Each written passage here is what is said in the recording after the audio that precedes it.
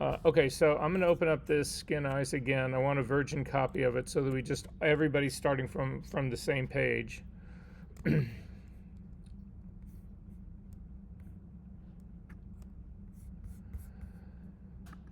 Okay, so what a lot of retouchers will do, we're going to actually, I'm not just going to go through all the stuff that we've done before. We're actually going to take a look at a couple of other things that we can do in here. We're going to build a retouching action to set up.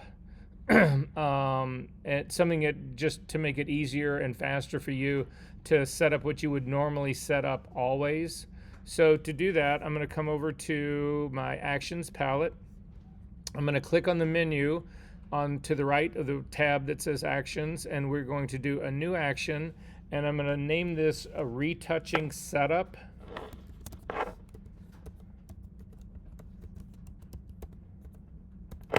And again, you can just leave it in your default folder, your default actions set, and I'm going to click on record.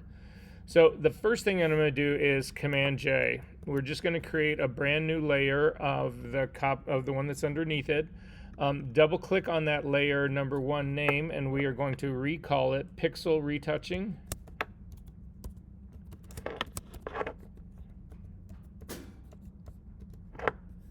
And then I'm going to hit the return key or the enter key so it puts in that name. Then I'm going to come down to the add layer, but before you click on that add new layer, the little box with the plus in the middle, hold down your option key so that it opens up the new layer dialog box. And I'm going to then rename this. I'm going to call it Tonal Retouch Small.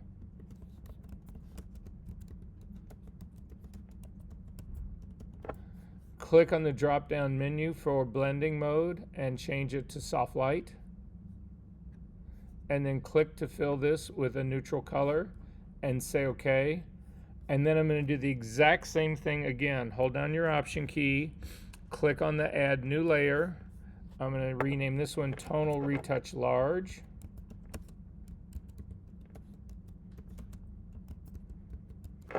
Also change its blending mode to soft light and click on fill with neutral color and say OK to that. And then come over and stop your action. So if you go to your actions palette, the little red button at the bottom is telling you that it's recording. It's the box that's to the left of that that will stop the recording. So just click on that. And then to see if this thing works, throw away those 3 new layers and then come back over and in your retouching actions, make sure that you click the parent, the very top of this retouching setup, and then click the arrow that points to the right, and there is all the retouching action part that you actually need. So I'm going to start with the pixel retouching part. We're going to zoom in to the cigarette burn on the side of her face. Now we've already gone through the various versions of how to get rid of this guy, and I think we all agreed, at least when we did it last time, that the 2 most successful ways were either the healing brush tool where you get to pick the source point or the patch tool. I'm going to go after the healing brush tool. So again, in the healing brush set, come down to not the spot healing brush tool, but the regular healing brush tool, the one that's underneath it. Come over onto your image. First, we need to check how our brush is set up. About a 50% hardness is what you want on this. A normal blending mode, source is it sampled, alignment is checked, and we're only going to be doing this on the current layer. I'm going to make my brush a little bit larger using the bracket keys, and then I'm going to sample this area. So I'm going to start on the lower part of her cheek. I've got better detail in here, and it's also detail that's very close in focus to the thing I'm trying to fix. Whereas if I sample the skin at the very top, up closer underneath her eye, her cheek is actually curving back, so that's going to be more out of focus. So the area down here in the front is a better place to set my source point. I'm going to hold down my option key and click, and I'm going to come up to my thing I want to fix, and you need to go over the entire thing in one stroke. Otherwise, you will start blending in bad tone to your fix. And I'm going to let go. and this is actually looking pretty good to me, so I'm good to go on that. At this point, right off the bat, I would save my work. So up to the File menu, down to Save As, and then put this someplace where, again, this is just practice today. So if you have not started this file, though, save this file and use it to turn in. So anyway, I'm going to save mine in my TOS folder. And we're good to go as far as this part goes. All right. So then I am going to do the pimple that's on the her chin again. That's where we're going to start. So to do that, I need to actually build dodging and burning colors. So I'm going to come over to my foreground color picker and click on the foreground color picker, and then simply click on a color of her skin. You don't want to be in the shadows, you don't want to be in the highlights, you don't want to be anywhere there where there's makeup. So I'm just going to click this area of her chin, well, actually maybe up here, a little bit higher up in here. I'm going to click something up in there. That actually samples my color. However, I need to change the brightness and the saturation of both. So I'm going to click on the radio button next to the B key, that's the brightness slider, and I'm going to grab the two little arrows and I'm going to push this up until I'm reading in the low 90s. So you can see the percentage in mine right now is 93%, so somewhere in the low 90s, somewhere between 90 and 95 should be good. I'm going to also click on the saturation button. This color is too saturated. We need to remove some of the saturation. So I'm going to click again on the S button, the radio button right next to the S, which stands for saturation, and I'm going to drag that down until I get into the mid-teens. So again, it's a very pale color, but it still has color, and that's key in this. If you strip this all the way down to white, white will end up actually desaturating whatever you work on. And so it looks like at the end you might get the color, not the color right, you might get the idea of the dodging and burning close, but it's also going to look like you've desaturated this whole area that you've been working on. So it has a gray look to it. We don't want to do that part. So anyway, I'm going to go ahead and say okay to that. I'm going to go ahead and do my burning color as well. So I'm just going to click on the background color picker now. That will also open up a color picker again. I'm going to click roughly in the same area to pick roughly the same skin color. But now I'm going to click on the brightness radio button to change my brightness to make it darker. And I'm going to drag mine down till you get somewhere in the low 20s, high teens, somewhere in there. That seems to be good. I'm also then going to change the saturation of this color. So click on the radio button next to the S, and you want to pump the saturation up. Again, we're getting so dark in here, having any sense of color at all is really difficult to see. So that's why we're pushing the saturation up in here a little bit, because again, I want color in here. I want a really dark skin color, not a really dark neutral color. And so then I'm going to say okay to that. So unfortunately for me, I did not bring my tablet today, so I am going to be doing this with my tablet, but that's okay. I'm going to hit the B key to actually get a brush to do this work. Then the setup for your brush, if you go up to your options bar, click on the drop-down menu, make sure it is a completely soft brush, a normal blending mode. I'm going to do an opacity of 6, a flow of 100, and everybody else can stay the same. And then I'm going to start with a little dot that's in the very center. So I'm going to hit the X key to make my burning color, my foreground color, so that I can come into this area, and I'm just going to start tapping lightly to actually pop in a little bit of that color. Now, I think I took that one too far, so just hitting the delete key, the Command Z to actually pull that back. Then I'm going to hit the X key to get my my dodging color in here, make my brush slightly larger, and then I'm just doing tapping all the way around here. So I'm staying away from the center part.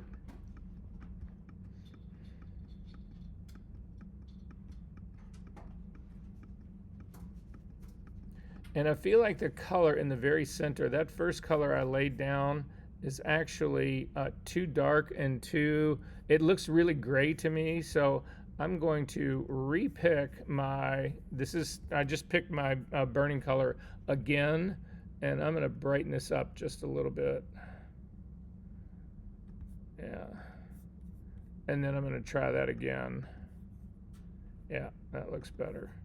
I'm going to zoom back out now a little bit to make sure. Again, typically, if I had a big screen, I would have two. If I had my external monitor, I would have two views of this. I would have the close-in view like I just had when I was working, and then I would do the other. Oh, and then I realized that I've made a complete mistake. Everybody look at my screen and tell me what's wrong.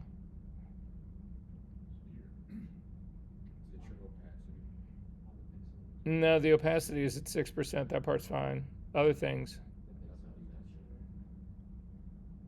It would explain why that mistake happened. I'm working on my pixel layer. That's not where I should be, right? So again, all of this brush work needs to go away. I can go right back to my healing brush state, save as, and simply click on that, and then do this correctly. Go to my tonal retouch small and zoom in on this again and do the exact same thing again. The B key to get a brush, X key to make my darker color. I'm actually going to make it darker again now because I was doing that on a pixel layer, not on a soft light layer. And then again, start tapping right here in the middle to bring that down. And then X key to get my dodging color and work my way around. Actually, I am going to go steal the mouse from this computer.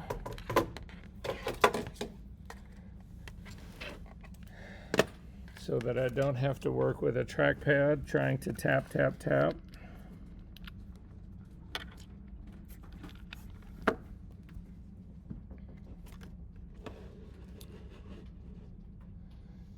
Okay, much better.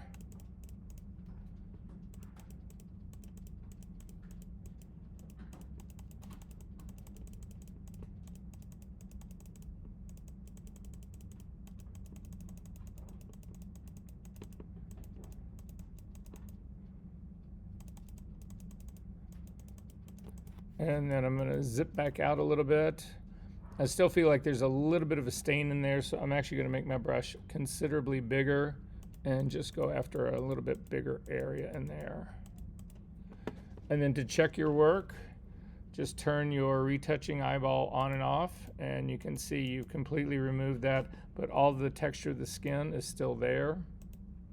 So again, I still feel like it's a little bit too dark still, so I'm just going to do a little bit more around here. It started to open up that the head of that pimple again, so make my brush a little bit smaller, X key, and just hit that a couple of times, and then zip back out. Yeah, I feel much better there. So then we are going to, while I'm at this stage of the game, there was a lot of questions about how to do the hair, so I think we're going to do the hair next. I don't think we did the hair last time. So to do the hair, I want to work on the pasteboard itself because I want to be able to use my tools outside of the image. And you can see I've got a brush selected right now, but if I go outside the image, I no longer have the brush. What I end up is getting the regular, cursor for the OS. So, but if you hit the F key once, you'll go to the pasteboard, and then you can actually keep your tools on the outside. So it just makes things a little bit easier to work, especially when we start doing bigger scale transforms. Your transform control handles will end up way off of your image, and it's impossible to see them unless you're on the pasteboard. So I'm going to start here like this. I'm going to hit the L key to get the lasso tool, and I'm going to click and drag a big lasso around this to grab every bit of hair that I can possibly grab. And then again, come back down onto your pixel layer now. This is not on your tonal retouch small, this is on your pixel layer, and we are going to jump that to its own layer, Command J. So with this on its own layer, we are going to transform it, Command T, and it will bring up these transform control handles.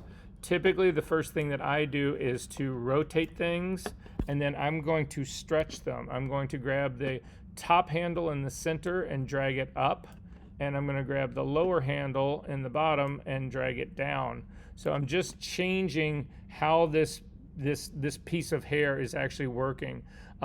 Also at this stage of the game, I feel like the hair is awfully straight. So I can put some bend into it to make it seem more hair-like.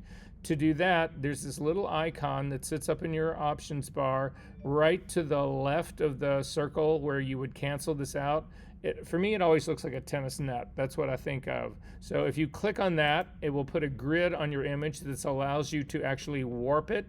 If you can't remember that little guy's up there, you can get to the same place by going to your edit menu, down to transform, down to warp. That's what it's called. So it'll do the same thing.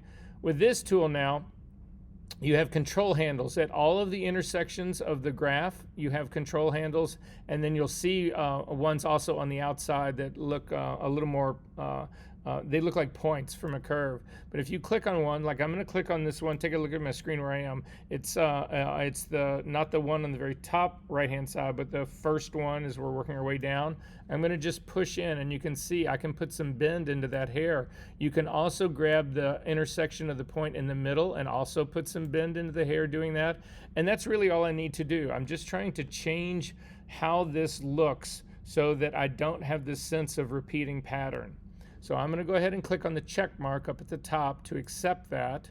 Then I've got a problem right here. If you take a look at my screen, I don't know where this thing's ultimately going to go, but I can see part of the very top of my images right here. I'm going to want my patch to go all the way from one edge, from the right edge of my image, all the way up to the top edge of my image, so that I don't end up starting with hair in the middle of no place. And that's what this a little bit of edge that's showing up here would actually do. But to see what I'm really talking about, look at my screen really quickly. I'm just going to move this thing. If you actually use that as a hair patch, what you'll end up with is this hard line right here as you start to do your patch. And it just becomes obvious because there's old hair that just crashes into new hair. And the line, you can spot that line a million miles away. So I'm going to drag it up so that it's not there. And and I don't know really where this thing is going to go. We're going to figure that out next. So with it kind of in place, and it just needs to be roughly in place, we're going to add a black layer mask to this hair patch layer. To add a black layer mask, hold down your Option key and then click on the little icon at the bottom of your layers palette that is a white square with a black circle. It's the Add Layer Mask one, but because you held down your your Option key, it fills it with black. Now, if you can't remember that, just add a regular layer mask and then Command-I, invert it, or click on the invert button that's right up here at top in your properties panel. So then I am going to grab a brush, the B key. And this brush, again, because the edge of the brush, the softer the edge of the brush, the more I'm going to be mixing old texture with new texture. I want to minimize that as much as I can, but I cannot use 100% hard brush because it paints such a hard line, you can't not see it. So I typically do something in around the 80s. So I'm going to bring this up into the low 80s. That's how hard I'm going to make my brush. Normal blending mode, take my opacity back up to 100%. Flow is also at 100%. X key to make white my foreground color, and then a little bit larger on my brush. And then I'm going to paint across this area. It's the hole that's right here in her head. That's the inner hair. I'm going to paint along a line down here like this, and then I'm going to paint another one down here like this. That's showing me the part that I need to actually cover in here. Now again, don't worry about the hair that's peeking through right now. We're going to fix that in a second. But I want to show everybody what is the problem now. If you hold down your Option key and click on the layer mask, you'll see that this is going to start right in the middle of nowhere, where this white actually hits this black. The black is going to be the old hair, the white is going to be new hair, and one is just crashing right into the other. So even though I don't need to fix anything that's above this, that's in the area from the top of my mask up to the top of the image, I'm still going to carry my mask all the way up to that. So this way I have got hair that will start from the very top part and run all the way down through the bottom part here. So that's how I'm going to do this one, or how I'm going to start it anyway. So then I'm going to click on my layer mask again to turn this back on. And you can see right now, if I turn the whole layer on and off, it's actually shifted some stuff a little bit. However, I think I can get a better fix on this. So I want to be able to move the hair, but I don't want to move the mask. The mask is in the correct place. If you hold down your Option key and click on the mask, you can see it's covering that area where the hair hole is. So we're gonna fix that part of it, but I don't want to move the mask. It's in the right place. Command D to deselect. To avoid moving the mask but be able to move the hair, you need to click on the chain link that sits right between the mask and the pixel layer. So if you take a look at my screen, you'll see there's a little chain link right in there. Click on it, the chain link goes away, and now you can click on your mask. Make sure that the white brackets are not the mask, the pixel layer. Make sure that the white brackets are around the pixel content of your mask, and then hit the V key to get the move tool, and then you can move this just around. And you can see I can actually come up and bring it so that I'm fixing part of the hair in like this. And again, I've got this up, starting all the way up at the very top. And that seems to be pretty good right now.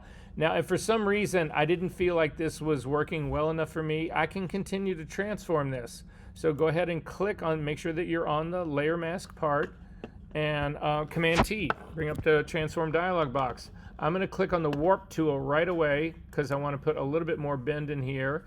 And you can see we can now grab one of the intersections of these lines and we can actually bend stuff in so that we put a little bit more curl in here. We can also pull stuff down in case you're starting to see some eyeball or something else.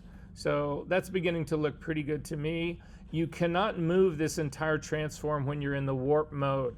You have to go ahead and click OK to do that, and then the V key to actually slide it a little bit to the right. And so that's beginning to look good for me. So I'm going to go ahead now and merge this down. This is my first pass at this. So to merge this down, make sure the top layer is selected, hit Command E, and it will merge it down into my pixel retouching layer. So now if you turn the eyeball on and off of your pixel retouching layer, you'll see that we've started to fix the patch on her hair, but we've also done the cigarette burn that's on the side of her face. So at this stage of the game, I'm going to do the process a second time. L key to get the lasso tool. Select, again, all of the hair.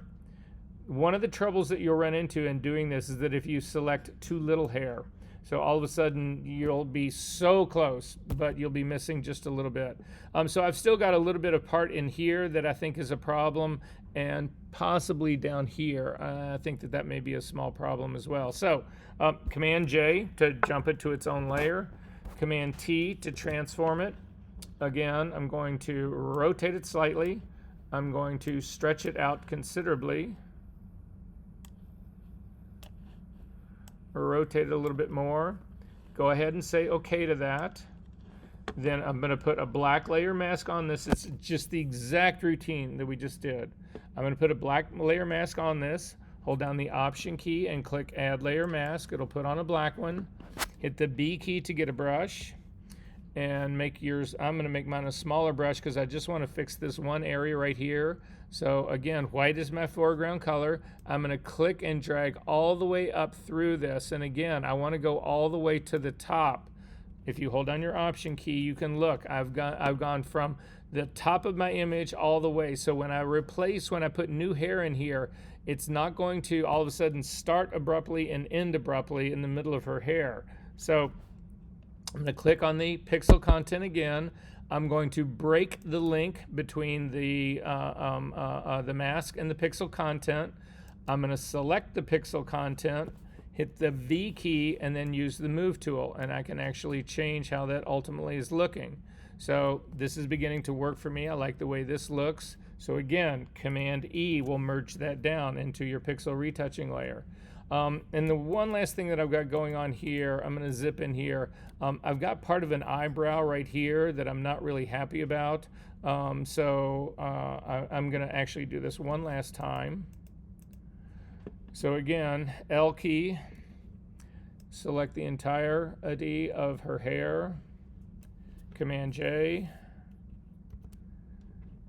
Command T to transform it, small rotation, really a long stretch here because I need to get all the way down to reach the very bottom of this.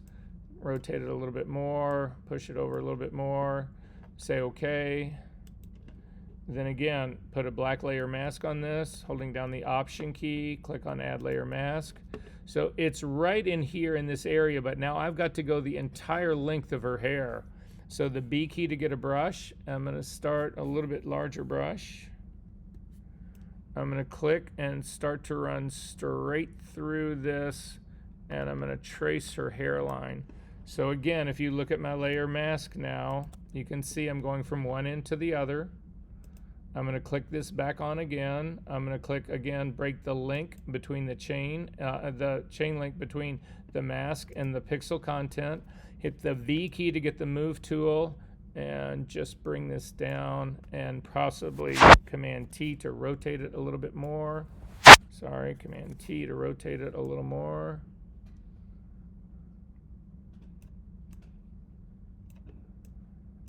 Stretch it out a little bit more so that it goes all the way through. Move it down a fraction more.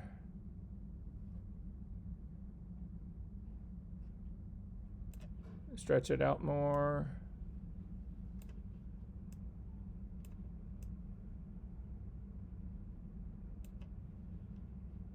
Stretch it out even more. And say OK. Command E. So again, this is what my pixel retouching layer has now done. So then finally, we've already looked at doing the small retouching part here, so I want to look more at the larger retouching. Again, you would use tonal to do all of this part right here, the little pores of her skin down in here, you would do all of those. You would do the same thing up here in the top. What we haven't gone after here now is the teeth or the eyes. So to do that, I don't want to do this on my tonal retouching large layer. That's going to be reserved just for her skin. But I am going to put a whole nother tonal retouching layer on top of this just to do the teeth and the eyes. So if you hold down your Option key and click on the Add Layer Mask, Add Layer, the little square at the bottom with the plus in it, we are going to rename this layer Tonal Retouch Eyes and Teeth.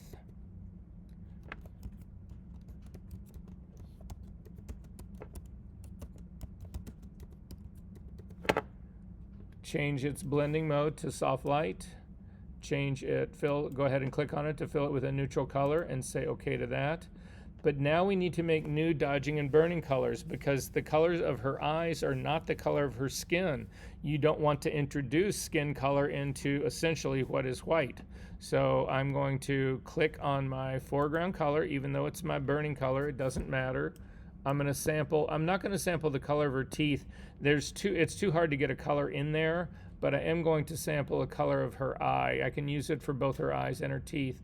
So I'm going to click on the whites of her eye up near on her right eye, and then go to my brightness slider and push that up again into the low 90%.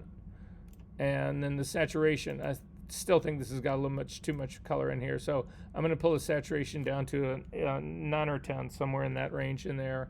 I'm going to say OK to that, and then zoom into her mouth. B key to get a brush. Make sure that this is now a completely soft brush. Change the opacity down to 6%, 5-6%, whatever. Flows at 100%. That's all you need to worry about. Make your brush smaller, and then just start to run your way through her mouth. Again, just tapping along. Now you'll notice here that she's actually got the upper part of her teeth are a little bit darker than the lower part of her teeth. That's actually a shadow of her lip on her teeth. And if you make her teeth even here, so if you spent a lot of time up here at the top of this trying to actually make that area lighter so that the teeth are just one color, you remove the shadow. And what happens when you remove that shadow is that brings her teeth out of her mouth and makes it flush with the front of her lips.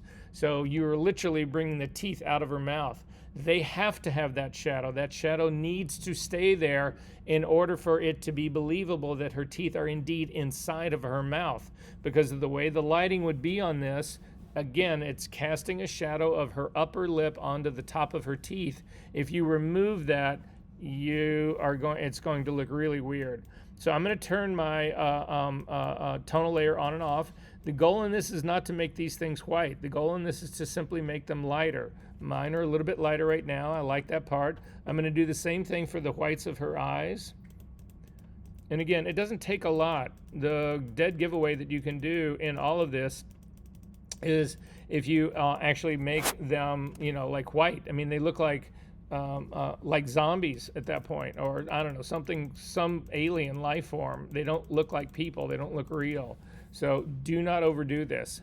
If you do by any chance overdo this, you can always back it off by using a layer mask on your tonal retouch layers. Just remember, your tonal retouch layers work exactly the same as any other layer. You can put a layer mask on them. You can actually use that to control. So instead of just using the opacity slider of the whole layer, which will change the amount of effect on everything, you can now individually control this. So this is what mine looks like now. And it's just given a pop in the teeth, and it's also given a pop in the eyes. And that's it. That's as far as I would take this. One last thing we'll do really quickly is just a little bit of tonal retouching large. So I'm going to click on the tonal retouching large. We need to rebuild our dodging and burning colors. So I'm going to click on my foreground color, sample her skin, click on the brightness slider. Again, we've done this a million times, but that's the point. Drag it up till it's in the low 90s. Click on the saturation. Pull it down till it's in the the high teens. Say okay to that. I only need a dodging color right now. I don't need a burning color because I really just want to lift the darker areas of her skin. So use my the B key to get a brush, make it a little bit larger brush. So doing this kind of work, this 6% might be a little too aggressive. I'm going to start on the area that's right below her cheek, right in here. It might be a little too aggressive. You may have to drop it down to a 2%, a 1%, but I'm just going to start in this area really quickly and just sort of see what it actually does. And that 6% actually is working pretty good. I'm going to make a little bit smaller brush and do the area that's on the very top of her lip. And hit that one more time.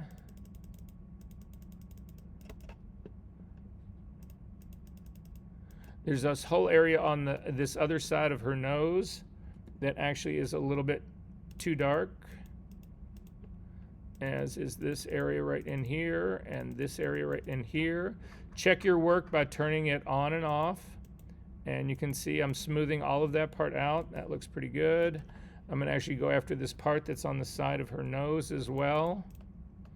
Now, if you did your frequency separation assignment, this all would be, if you were doing this in frequency separation, this would all be work you're doing on your low layer, either using a regular brush or a mixer brush.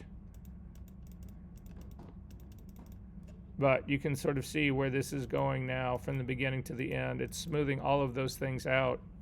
So I'm going to zip back out to take a look at the overall view just of where I've started here in this last half hour.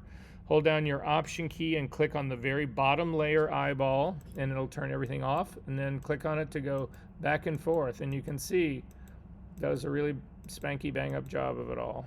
Are there questions about any of this?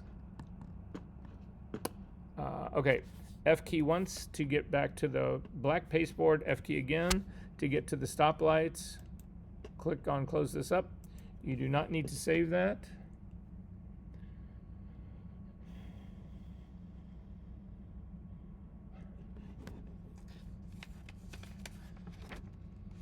How many of you guys are still shooting film? Anyone? So you're shooting film and then scanning it, right? So how fun is it to retouch all the dust out of your scans? It's a nightmare, right? So I'm going to show you the way, I'm going to show you the professional, quick, let's do this fast way. So for the rest of you guys, if you don't shoot film, this is not designed just for people who shoot film. We talk about history states, but also you can talk about whole-scale removal of things similar to dust. So in many cases, like a still life shooter who didn't blow the real dust that's actually on the set or on the subject or whatever it is they're shooting, if you didn't blow that real dust off, you got to go in and retouch that one at a time. It's the same idea. So I want to take a look at another image really quickly, and then we will take a break. So if we go into your session 7 class, I think it's 7. No, actually, I take it back. It might be 8 now. Is this the 8th week? Jeez. Yeah, it is the 8th week. So in the session files, week number 8, there is a Photoshop file in there called dustremoval.psd, if you can open that one up. There's also a dust removal for scanned film here. Again, it's not only scanned film, it's for any sort of well, you'll see once we do it. It's for any sort of application where you might want to remove things like dust faster, but it doesn't, again, have to be dust. So anyway, there's just to realize that there's a PDF there that will walk you through the steps that I'm going to show you right now. So I'm going to open up this, the dust removal.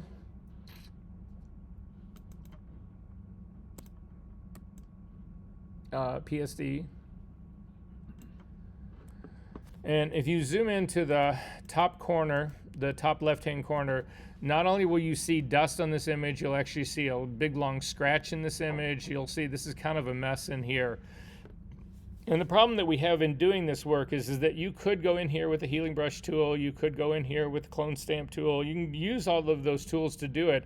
But again, the problem with all of those is that to not be obvious, we actually have to use soft edge brushes, and wherever you're using a soft edge brush, you are mixing old texture with new texture. So I really want to restrict this to only fixing the dust. I don't want to be changing the background. I just want to have the dust part removed. So to do this, the first thing we're going to do, again, is a history snapshot of what this looks like before we do anything. So come over to your history palette, click on the little camera at the bottom.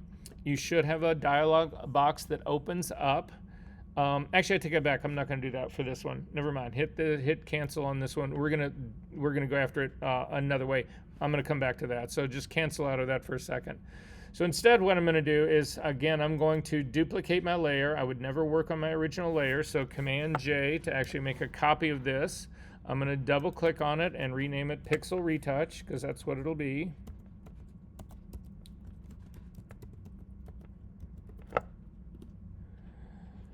And then I'm going to come up to the filter menu, down to noise, down to dust and scratches. So again, up to the filter menu, down to noise, down to dust and scratches, and let go. And it'll open up a really small little dialog box. This goes back to an old version. I mean, this is a very old filter in Photoshop. But at any rate, you need to zero everybody out as much as you can. You can't get your radius lower than a 1, but you can get your threshold all the way down. So what these two things are, what they do is, Photoshop right now is actually looking at the image and it's saying, okay, I've got a radius of 1. So any speck of dust that's on here that is smaller than a radius 1 has actually been obliterated. It's gone. It's been blended into its surrounding area. But it's not enough. It's not aggressive enough to get these bigger pieces of dust or the scratch. So again, I'm going to click across this number 1 and I'm going to type in a 2, and you can see a lot more goes away, dust goes away, but the scratch is still there. So I'm going to hit delete and put in a 3, and at a 3 I've still got a faint hair of scratch that's in there. It's gone after some of the bigger pieces of dust. You should move your image around, because if you move your image around, you will see the difference in the dust that's actually on your computer screen and what is still in the image. So I've got this one big speck of dust that's right here. I don't go after just if there's like one that's an anomaly and it's like bigger than all the rest, whatever, I don't necessarily do an aggressive enough radius to get that one. But I still can see the scratch. I can still see other smaller little bits of dust on there. So I don't have this completely cleaned out yet. So I'm going to go to a 4.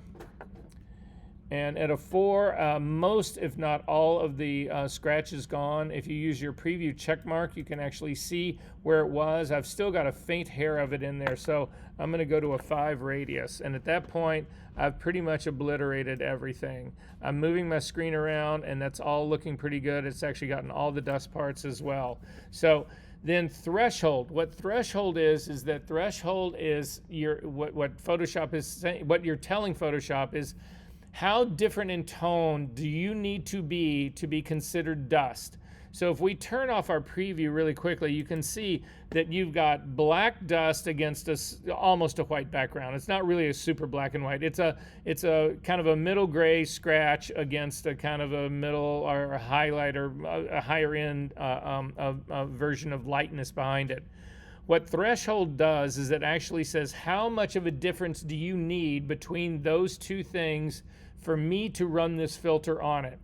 So you'll see if you turn your preview back on and you actually take your threshold, right now we're saying 0. So that means, well, here, this is an easier way of looking at it. If you drag this all the way to the other side, this is actually now saying I need 256 tones difference. The only place this would exist would be if you had a totally black 0 piece of dust and a totally white background with 255. So what this does is that typically the way you think of this thing is that when you run this filter, it blurs the shit out of everything.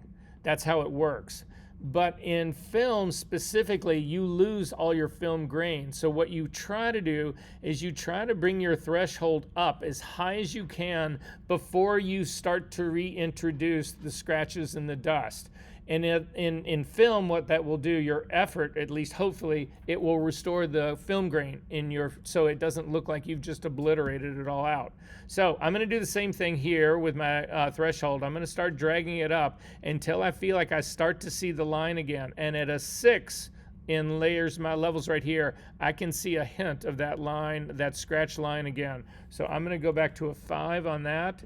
And I can barely still see that, so I'm going to go to a 4 on that, and then use my preview check mark on and off, and that actually feels pretty good. So I'm going to go ahead and say OK to that. So now we've actually got a layer that we've fixed the dust on. But if you take a look at it, it's just softened everything. If you turn the eyeball on and off, you can see it's gone after his hair, it's gone after all the stitching in his coat. It's a mess. But nonetheless, we want to do a history snapshot of what this image looks like. So make sure that pixel retouching layer is turned on. Come over to your history palette, click on the little camera at the bottom. If you do not get this new snapshot dialog box that pops up, you want this thing to pop up. So I'm going to cancel out. You need to check in your history settings, your history options. So go up to your history menu, to the menu that's right to the right, click on it, come down to history options. You need these 4 things selected and say OK. Now if you click on that camera and you still don't get this dialog box, it is because you're using an older version of Photoshop. So this tool right now, the naming dialog box pop-up here, got broken about 3 years ago in Photoshop, and they just fixed it like 3 or 4 months ago. So if you have an older version, you may not be getting this box, which will cause you problems. But nonetheless, all I can say is upgrade. So what I'm going to rename this snapshot number 1, I'm going to call it Dust and Scratch.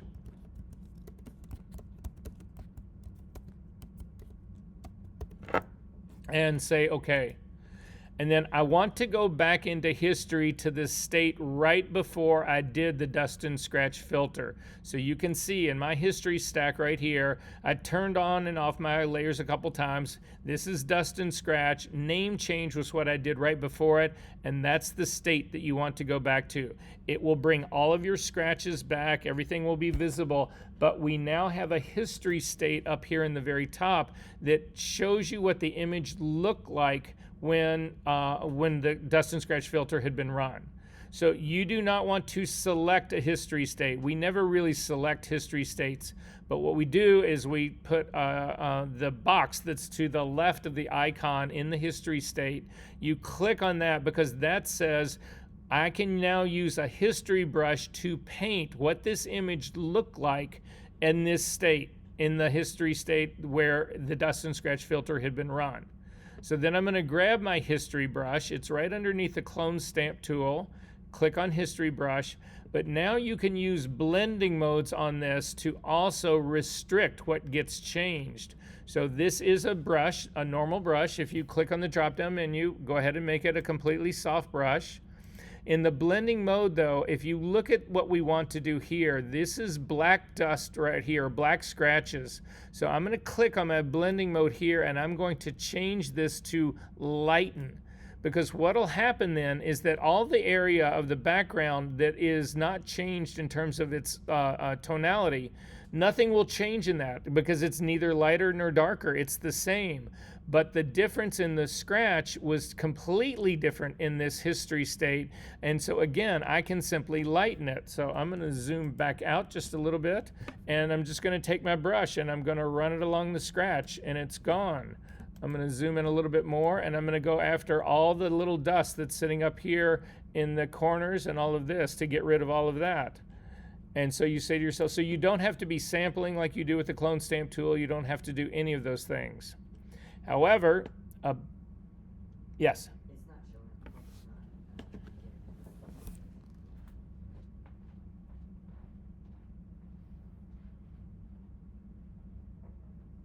That part's working, that part's working. Click on your history brush. That part's working. Some flow, that's on light line, and then just drag across that part. Click on your drop down for your brush really quick, and just make sure that click on this top brush right here, and then you can go back here and drag in. Turn off the eyeball for this.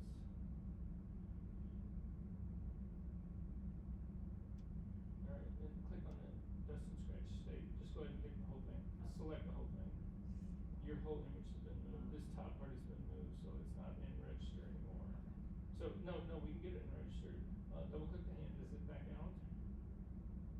And let's go down in here and find out where the move happened.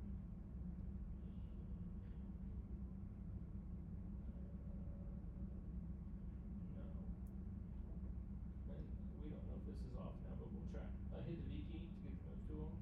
You're working on this layer, and it'll snap into place when you hit one edge and the other side's up. No, you still need to go up. Yep. Good. And now, let's try it now. Although we've gone back into your history state, so this is gone in here. You need to make a new version of this. So throw the pixel retouch away.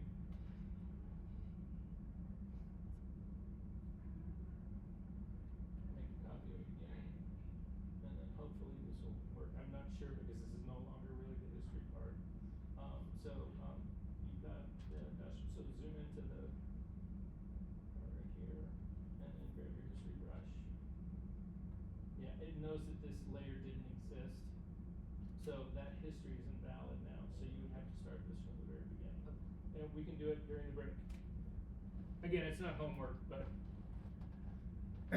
so at any rate, that's a faster way of doing it, but it's still not fast enough. So where did you go?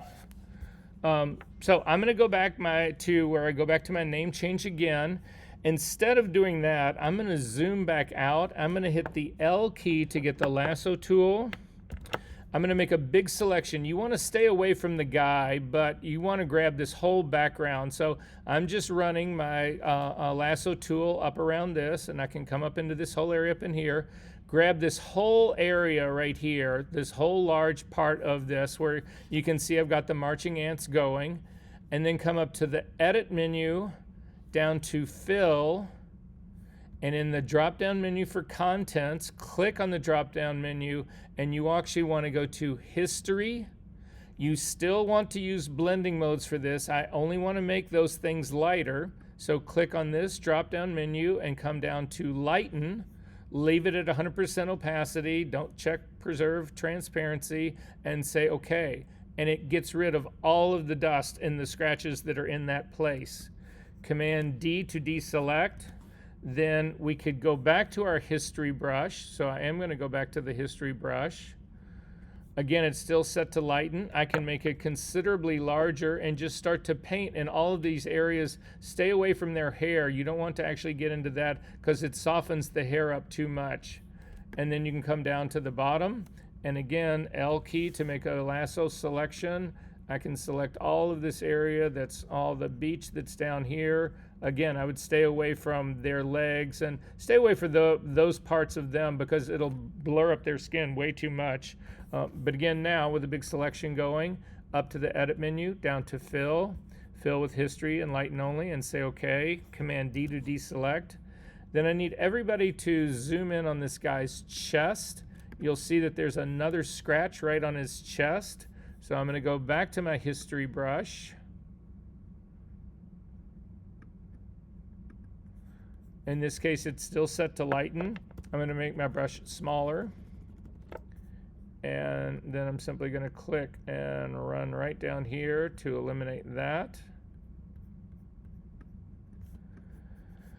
So I need everyone to go over to the girl, and you need to look at, there's an area right below where they're holding hands on her shoulder. You'll see that there's a little speck of white dust that's right down here. So the thing about dust, the way dust ultimately works is that dust shows up dark on a light background and it shows up light on a dark background. So this is also dust right here. But if you use your history brush right now and you cover over, you paint over it, whatever, you do not get rid of it. And the reason you don't is because you've got your blending mode set to lighten. You need to change this now to darken. And then when you paint over it, it will go away. So it's just an incredibly fast way to do like wholesale cleanup. Like if you look at her swimsuit, all of this needs to be cleaned up really quickly. Again, this is all going to go back to the lighten blend mode, and then you just run straight through all of this and it just goes away. All of the little other pieces of dust, all of that. The pieces that are on her skin, all of that just goes away. You don't need to worry about sampling and resampling. You don't need to worry about any of that other stuff. Questions about this? All right, again, you don't need to save that. I've got 203 right now. Let's make it a hard 10, guys. Be back at 213, and we will jump into ethics.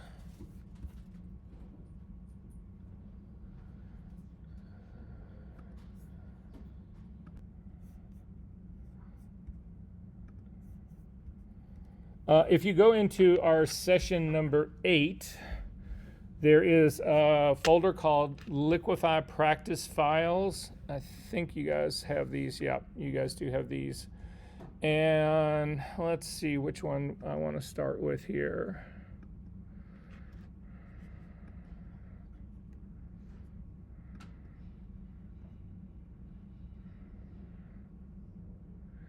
Let's start with the big hair. So there's a JPEG in here just called Big Hair. So if you can actually open that up into Photoshop.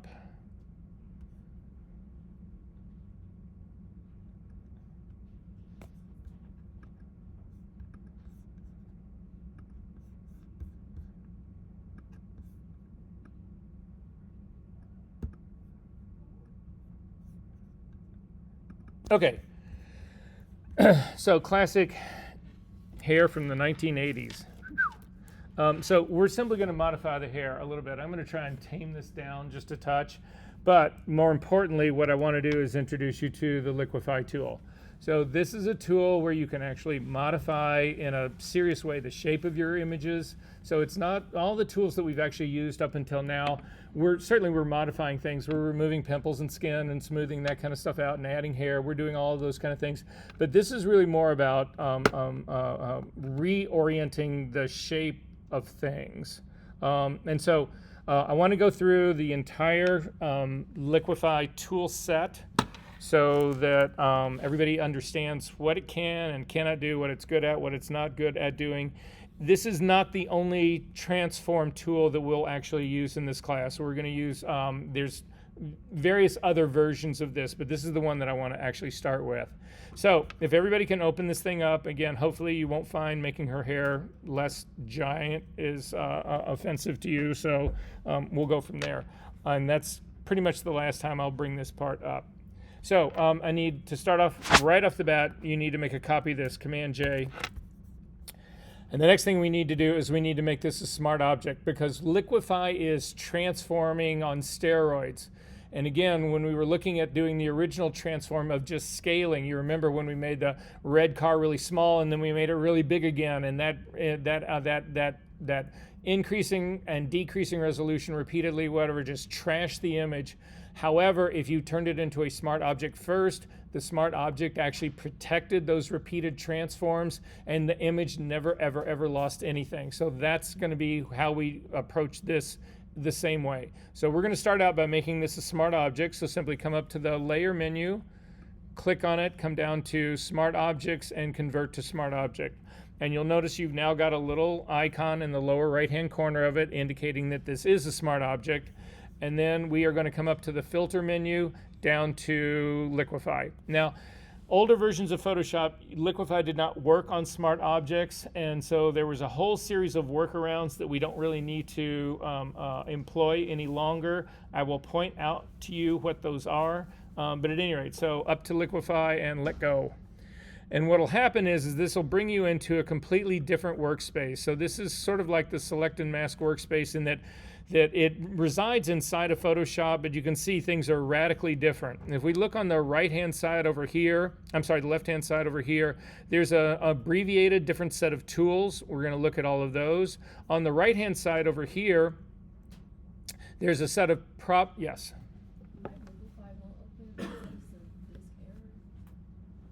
Oh, interesting. So here, everybody, you really need to pay attention to this one. You can stay, if you're in Liquify, you can stay there. I'm going to jump out really quickly.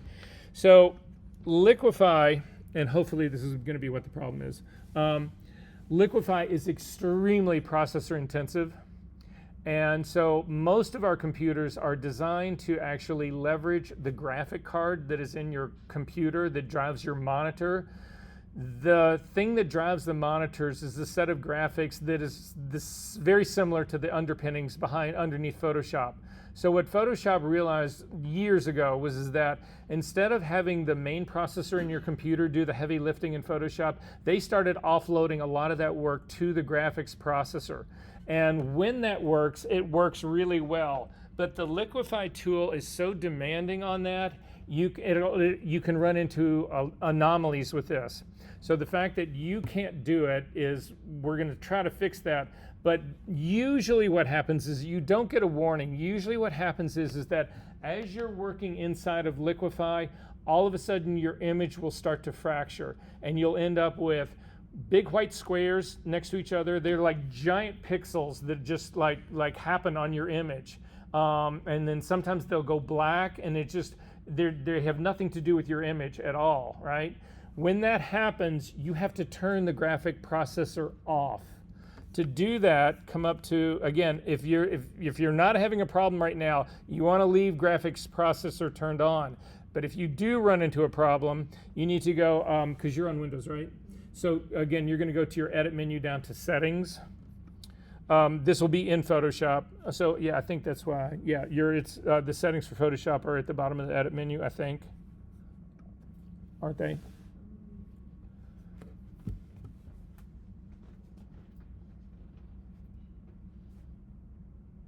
Yeah, preferences. Sorry, it's settings and preferences. Go to general really quickly and I'll get you to the right place. So anyway, you come into not settings for the OS, but settings for Photoshop. So settings down to, I'm going to go to the general one. If you then come down to performance, do you have performance in your set? Right here, there's a check mark that says use graphic processor. Is yours checked? Yeah. Uncheck it. You need to remember, though, as soon as we finish doing all this stuff, to go back in there and check it back again, because this affects everything in Photoshop. So I'm going to cancel out of mine, and then again, go back and see if Liquify now will work.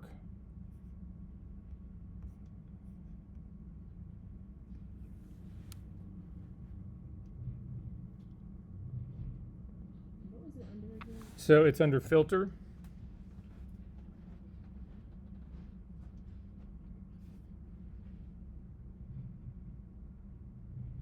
Yeah, go ahead and say OK. and hopefully it'll still let you in. We're gonna have to look that one up. Okay. All right. Mine's doing the same. And Mac or Windows? Windows. I did the same. Okay, I will look into this. We'll figure out what this is because I have no idea. Again, usually the graphics processor is the trick to this. So, but I cannot believe that Windows cannot run all of Photoshop. So that's not the issue. At any rate, your keyboard shortcuts still work in this. So if you hold down your command, shift bar and your command, you will temporarily get the magnifying glass and you can zip in on this guy. So at any rate, tools are on the left-hand side, abbreviated set. Properties are on the right-hand side. We're going to go through what all of these things mean. So I want to start, though, with the tools that are on the left-hand side at the very top. I want to go through really quickly what they all do so that you have some sense of what can happen here. So if we pick the one at the very top, if you hover over it just lightly, it'll give you the name of the tool. So this is the forward warp tool. You can use your bracket keys. They still work here to make your brushes bigger or smaller. But then you need to look at the brush options that exist over here. And this is where things get they're off. I think in the way that I feel about this, I think they're misnamed because these tools actually equate to tools that we already have in Photoshop, but they have a different name. So size is the same. You can actually use your size slider here to make your brush bigger or smaller. That part's the same. Density is actually hardness in the regular Photoshop. So what density will do is make something, again, it's a brush that's very hard or it's very soft. To see what that really means, if you come down, we're going to go to a different tool here really quickly. If you come down on the tool set on the left-hand side, you're going to come down to, there's a thing that looks like a brush and a thing right underneath it that looks like an eraser. Grab the brush and click on that.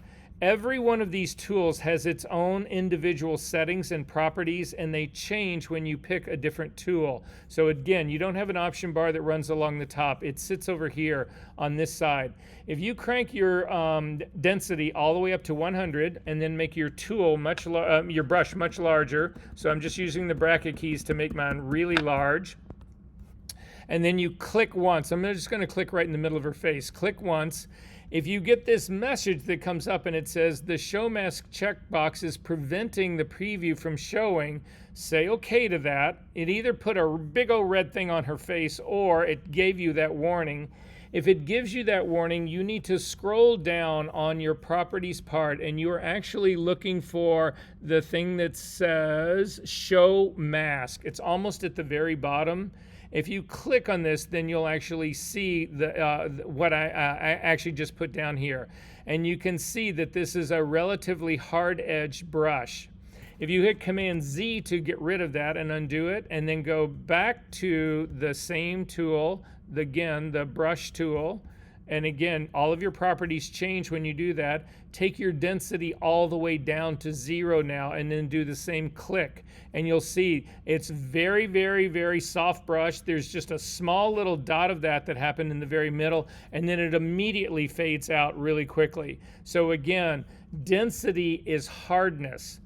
Pressure is flow, and then rate is airbrush. So we haven't done airbrush settings in Photoshop yet because we haven't gotten to the tools that actually use them. But what an airbrush does is it actually continues to lay down ink over a period of time without moving your brush at all. So again, flow will allow you, as long as you continue to move your cursor around on your image, will continue to lay down ink. But if you stop it, it will not continue to spray in one space.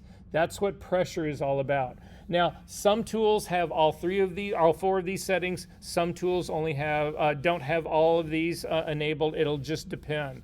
So again, I'm going to go back up to get rid of this mask part. Just hit Command Z to undo it.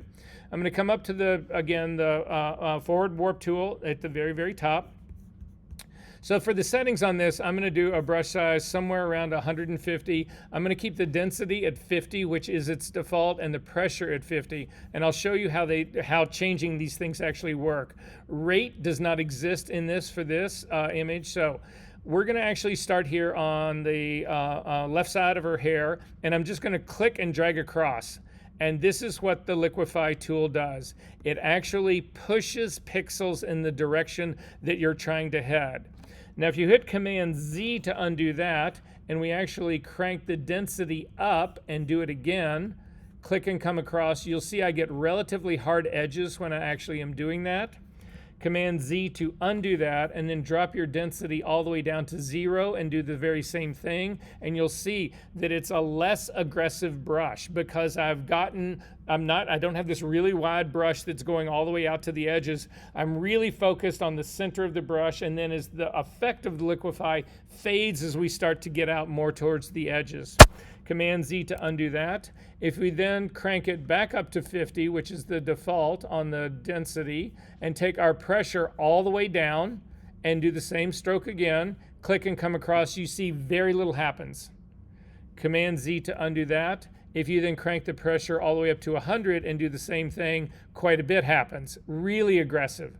So the thing about liquefying is most people, the trick to doing it successfully is you want to take really, really, really small baby steps and take your time doing it. And that will produce the best results. Things like this, again, if you really want to, create some other kind of otherworldly art, you can do stuff like this. But the tool, in my opinion, right here is set up way too aggressive to actually be able to be usable. But anyway, that's just me. Command Z to undo that. I'm going to drop my pressure back down to 50. So we're going to go to if you've got face aware that's open right now, you can collapse that. We'll look at face aware a little bit later. I'm going to go to the next tool down. I'm not going to go to the next tool down. We're going to do something with this tool first. I am going to, do the same thing again. So I'm just going to whip through her hair like this. The next tool down is the Reconstruct tool. And if you actually, again, make your brush larger, the Reconstruct tool has size. It also has density, which again would be the hardness of your brush. I'm going to bring mine down to 50%. It's got pressure, but it also has rate. So in pressure is how aggressive the reconstruction will be. The rate is how fast it will happen. So if you take this, I'm going to bring my rate way down. Actually, I'm going to leave the rate all the way up at 100. I'm going to bring the pressure down. I'm going to bring it down to like a 25. As you start to then work over your image like this, you'll see as you're painting, it will restore what you ended up liquefying. And if you do it long enough, you will get back to your original image. If you hit Command Z to undo that and you go back into the distortion again and then drop your rate all the way down, you'll see how much longer this ultimately is going to take to actually pass through here. So as I'm hovering over this area, nothing is actually happening. If you bring your pressure down, way down, you'll actually see that, let's hit Command Z again, or let's just do a distort again and then go to the Reconstruct tool. With the rate and the pressure way down, things will reconstruct very, very, very slowly. So you can see I'm really having to scrub over this area in order to bring this back. If you come down to the very bottom of the Properties panel, there is a Restore All down at the very bottom. If you click on that, it will undo all of your liquefy work. Then if we distort again, so go back up to the top tool and click and drag again. If you then instead click on the Reconstruct button, not the Restore All, but the Reconstruct button, it will open up a Revert Reconstruction slider that's sitting at 100%. This will allow you to actually go all the way back. As you start to pull back towards 0, it will actually come back to your original image. So if you go all the way down to 0, it's the same as if you had hit Reconstruct All. But this gives you control that allows you to undo this in smaller increments. However, both of these are global. So if you've done something, say like you've changed how her hands are, and then you start to work on her hair, and you don't want to change the hand work that you did, but you do want to change the hair, these tools will not work for you. You'll have to actually use the Reconstruct brush. So the next one I want to do is zoom in to the back of her sweater right here. I'm actually going to do my forward warp tool, so click on the top tool. I'm going to make it much smaller, And so I'm about, if you want the same as me, about a 40, the brush is like a 40 size. Again, a 50% density. I'm going to leave the pressure at 50%. And then what I'm going to do is I'm actually going to try to push in the bumpiness on the back of the sweater. So I'm going to start at the top, and I'm just going to start pushing these things in slowly to actually bring this part in. And it does a reasonably good job of this. But the next tool down that's underneath this one is the smooth tool. If you click on this one and then, again, make your brush much smaller, it looks on the surface like it's working like the reconstruct tool, but what it's really designed to do is it's really designed to smooth parts of your image out. So if we start to click and run it down along this, you'll see it's not as aggressive as the reconstruct tool would be, but it will tend to smooth things out. So actually I'm going to do a more extreme version of this. So I'm going to restore all. I'm going to go to my forward warp tool. I'm going to make it really small and aggressive. So I'm going to bring my pressure all the way up. And then I want you to make this really bumpy. So just like do little knocks in like this. So you can sort of see she's looking like I'm adding sort of like dinosaur back to it. So with this like this, the reconstruct tool will make a little more sense, I hope. So click on the reconstruct tool, and then we're gonna run it up and down this, and the idea should be in there that it doesn't do a complete restore, but like those bumps, the little points that were on the very end, it knocks those off, it smooths those off, it rounds those off a little bit. So you can see the difference in the two, very sharp points at the end, and then softer versions that you've actually rounded off. So again, the tool can come in really handy. If you hit this repeatedly, it will ultimately bring you all the way back to the same thing as a Restore All or the Reconstruct tool. The next tool down is the Twirl tool. In this one, I want you to actually come in on the center of her face, and I want you to make this tool the size of her face. So I've just brought it down. So it is the twirl tool. Again, it has size, it has density, it has pressure and rate both. I'm going to strongly suggest you bring your pressure down to 50 and your rate down to the same thing. And then we're going to hover right over her nose. And if you click and slightly move, you will see that her face starts to rotate in a clockwise direction. If you hold down your Option key, it starts to go in the reverse direction. And you'll see in this case, it's actually doing those things very slowly. I'm going to click on Restore All. Now I'm going to boost my rate way up. I'm going to take it all the way up to 100, and I'm going to do the same thing. I'm going to bring my density also all the way up to 100, and we're going to do the same thing again. And you'll see it happens really quick because my rate is really fast. If I click Restore All, it will undo that part. The next tool down is the Pucker tool. Oh, so anyway, if you, if you just click on the tool, it goes clockwise. Option key goes counterclockwise. The next tool down is the Pucker tool. If you click on this, again, make your brush about the size of her face.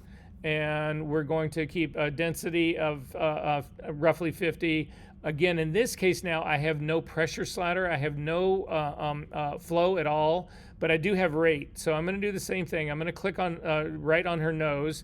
And if you click and just hold down, you see, they call this pin cushioning or puckering. So if you imagine pin cushioning, the way pin cushioning really works is if you imagine you've got a pin cushion for people who sew, it's just a place that you keep all your pins, and it's like a small little pillow, and you can actually push pins into it and it'll hold those pins. Well, if you imagine taking a pillow and pushing down in the center of it, that's the effect that this is supposed to be giving you. If you hold down the Option key again on the pin cushioning tool or on the Pucker tool and click on it, you get the Bloat tool, and this will actually go in just the opposite direction. If you then hit Restore All, we can go to the next tool down, which is the Bloat tool. These are just the opposite of one another. So the Bloat tool will make things larger. Again, if you hold down the Option key and click, it will actually make them smaller. I'm going to click on Restore All again. The next tool down is the Push to the Left tool. So the way this tool works, I'm going to zip back out so you can see the whole figure. The way this tool works is it depends on the direction that you actually run the tool. So I'm going to start here at the very top above her shoulder. Again, I've got a brush size about 200, a pressure of, I'm going to grab my pressure back up to around a 50, and I'm going to leave my density all the way up. It's just easier to see what's going on. If you then click and drag straight down, it pushes everything to the right. Command Z to undo that. If you start down at her waist and click and press up, it pushes everything to the left.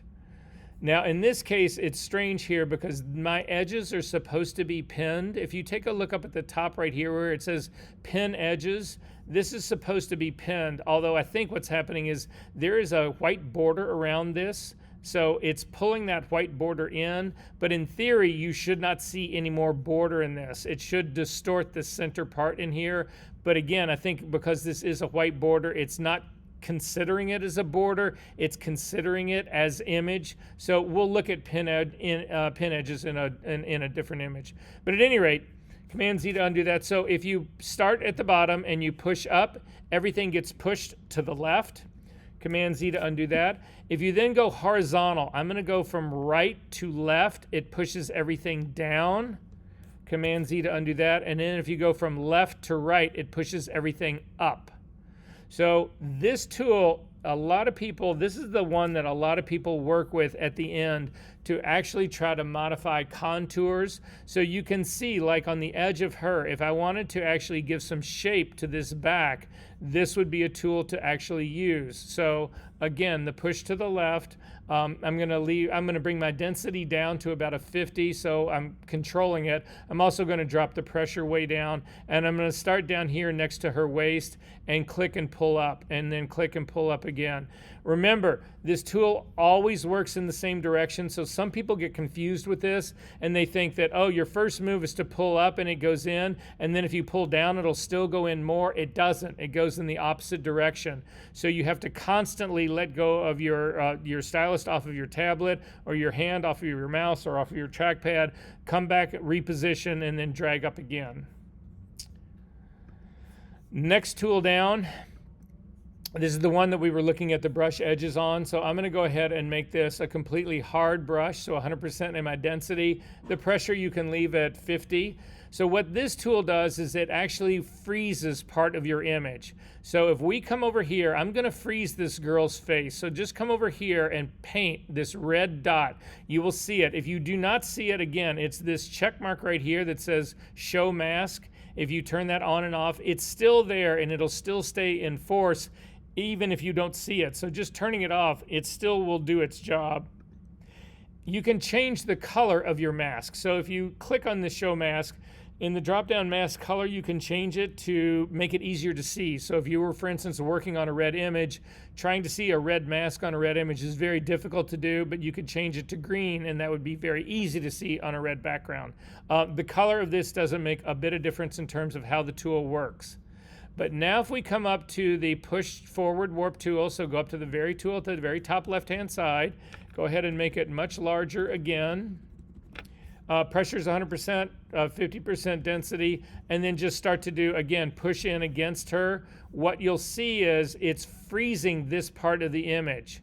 So if you turn off so you don't see it, what's ended up happening here is that anything that is frozen is protected. And this matters to us because there's a lot of times we run into trouble with this in terms of being able to control where the tool stops, what doesn't get distorted, especially if you're working really close to her face, you would still want her face undistorted. So anyway, that's what that tool is. If you turn on Show Mask again and go to the next tool down, this is the Thaw tool. It is the opposite of the Freeze tool. So I can go in here now and I can modify what is actually frozen. And so in this case, if I go back to my push to the left, the push forward tool, you can see only the area that remains underneath the mask is actually still frozen. And then I'm going to hit Restore All here to undo all of that.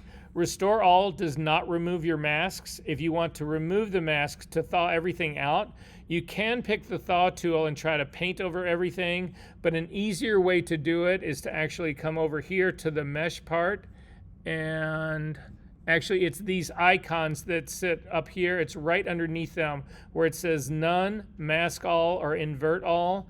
Click on none and it will get rid of all your masks. So the reason they have these other mask all and invert would be this. So let's say that you want to freeze everything in this image but her face. You don't want to spend all of the time painting all of this. So instead what you would do is you would freeze her face just like we did before, and then click on invert all and it will like flip it. And so now everything in this image is frozen except for her face. So again, if you go after the forward warp tool, it will only distort her face and nothing else. So I'm going to hit restore all again. I'm going to hit none to get rid of my mask entirely. And then the last tool things that are down, there's 3 of them. There's the face tool, and then there's a hand and a magnifying glass. The hand and the magnifying glass work exactly the way they do in Photoshop, so that's not an issue. The face, though, is something that is different. So it's the face aware. You'll see if you click on it, it'll open up. It actually doesn't open up, but it should open up. There's this panel that says face aware liquify. If you open this guy up, this will actually go in and let you modify the face based on these parameters that are in here. So if you take a look at it, you'll see at the very top, it's got this thing called face 1. We're actually not going to spend time on working on the face liquify on this image because I have one of 2 twins and I want to do this on an image that's got multiple faces. So we're going to pause on this guy, but we will come back to it. However, now that we've gone through all of this, I'm going to try to show you the best way I know to actually use this tool. So we're going to start again. I'm going to just try to tame her hair down a little bit. So I'm going to collapse the liquify face tool. I'm going to start out with freezing her face. Again, I don't want to modify anything in her face, so I am going to grab the freeze face tool and I'm going to soften this up so that it goes out into her hair softly, so that it'll do a little bit of her hair that's close to her face, but not everything. And I'm just going to sort of paint this line in and down to her neck. So this part is protected. However, I personally hate looking at these things like this, so I'm going to turn off my show mask, but it will still be operating. And then I'm going to do the forward warp tool. So if you click on it, again, the tool that's at the very top, the trick to using this tool is you want to use the biggest brushes that you can possibly use, and you want to do the smallest steps that you can use. So for me, I leave the density at a 50. I would bring my pressure down because that controls how fast this is going to happen. Bring it down to a 50, and if it seems like it's too aggressive for you, drop your pressure down even more. I'm going to make my brush larger now, and then with a brush this size, again, I've got a pretty soft edge, so I'm going to just slowly, just watch my screen here really quickly and just see how I ultimately do this.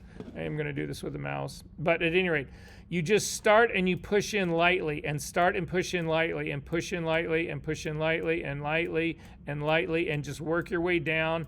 Again, avoid her hands and continue to work in like this and like this. Again, her face is frozen. My brush is almost hitting her face right now, but I can still come in on this.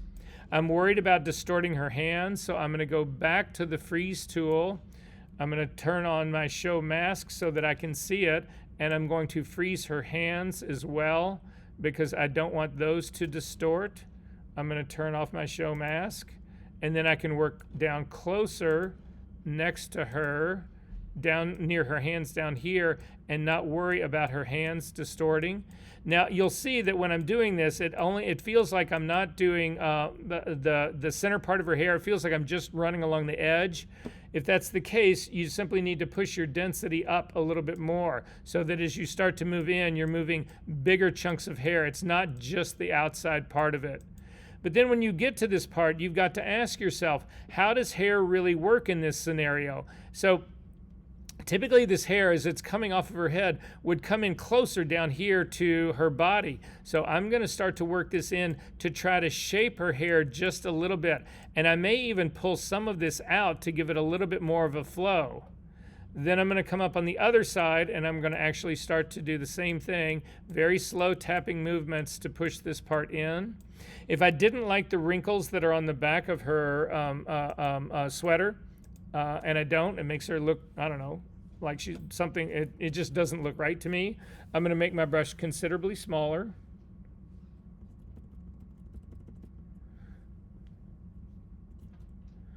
And then again, you can just slowly start to push these things in.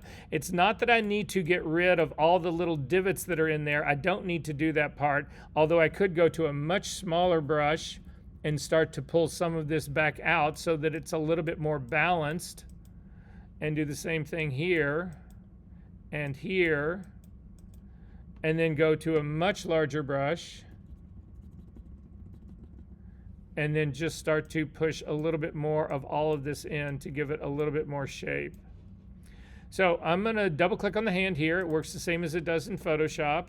And then down here at the bottom underneath it, before you say OK or cancel, there is a preview button, and then it can show you actually what we're doing here. And you can see it actually does reshapes the hair pretty well.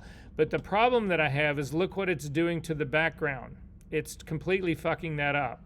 So I don't want that to happen. So this is what I'm going to do instead. I'm going to hit, well, first off, let's just go ahead and say OK to this, just so that you can see what's happening. If you click OK, then you do have a smart object. It is a smart filter. It's got Liquify on it. If you turn off the eyeball of Liquify, it goes away. So again, this is a non-destructive filter. It does have a layer mask on it. I can actually do work on this layer mask as well. So that's basically what's going on in this. If you double click on this Liquify filter, smart filter down here at the bottom, double click on it right now, you will go back into Liquify, and Liquify will have all of the adjustments that you've made on it are still intact. They're still in place.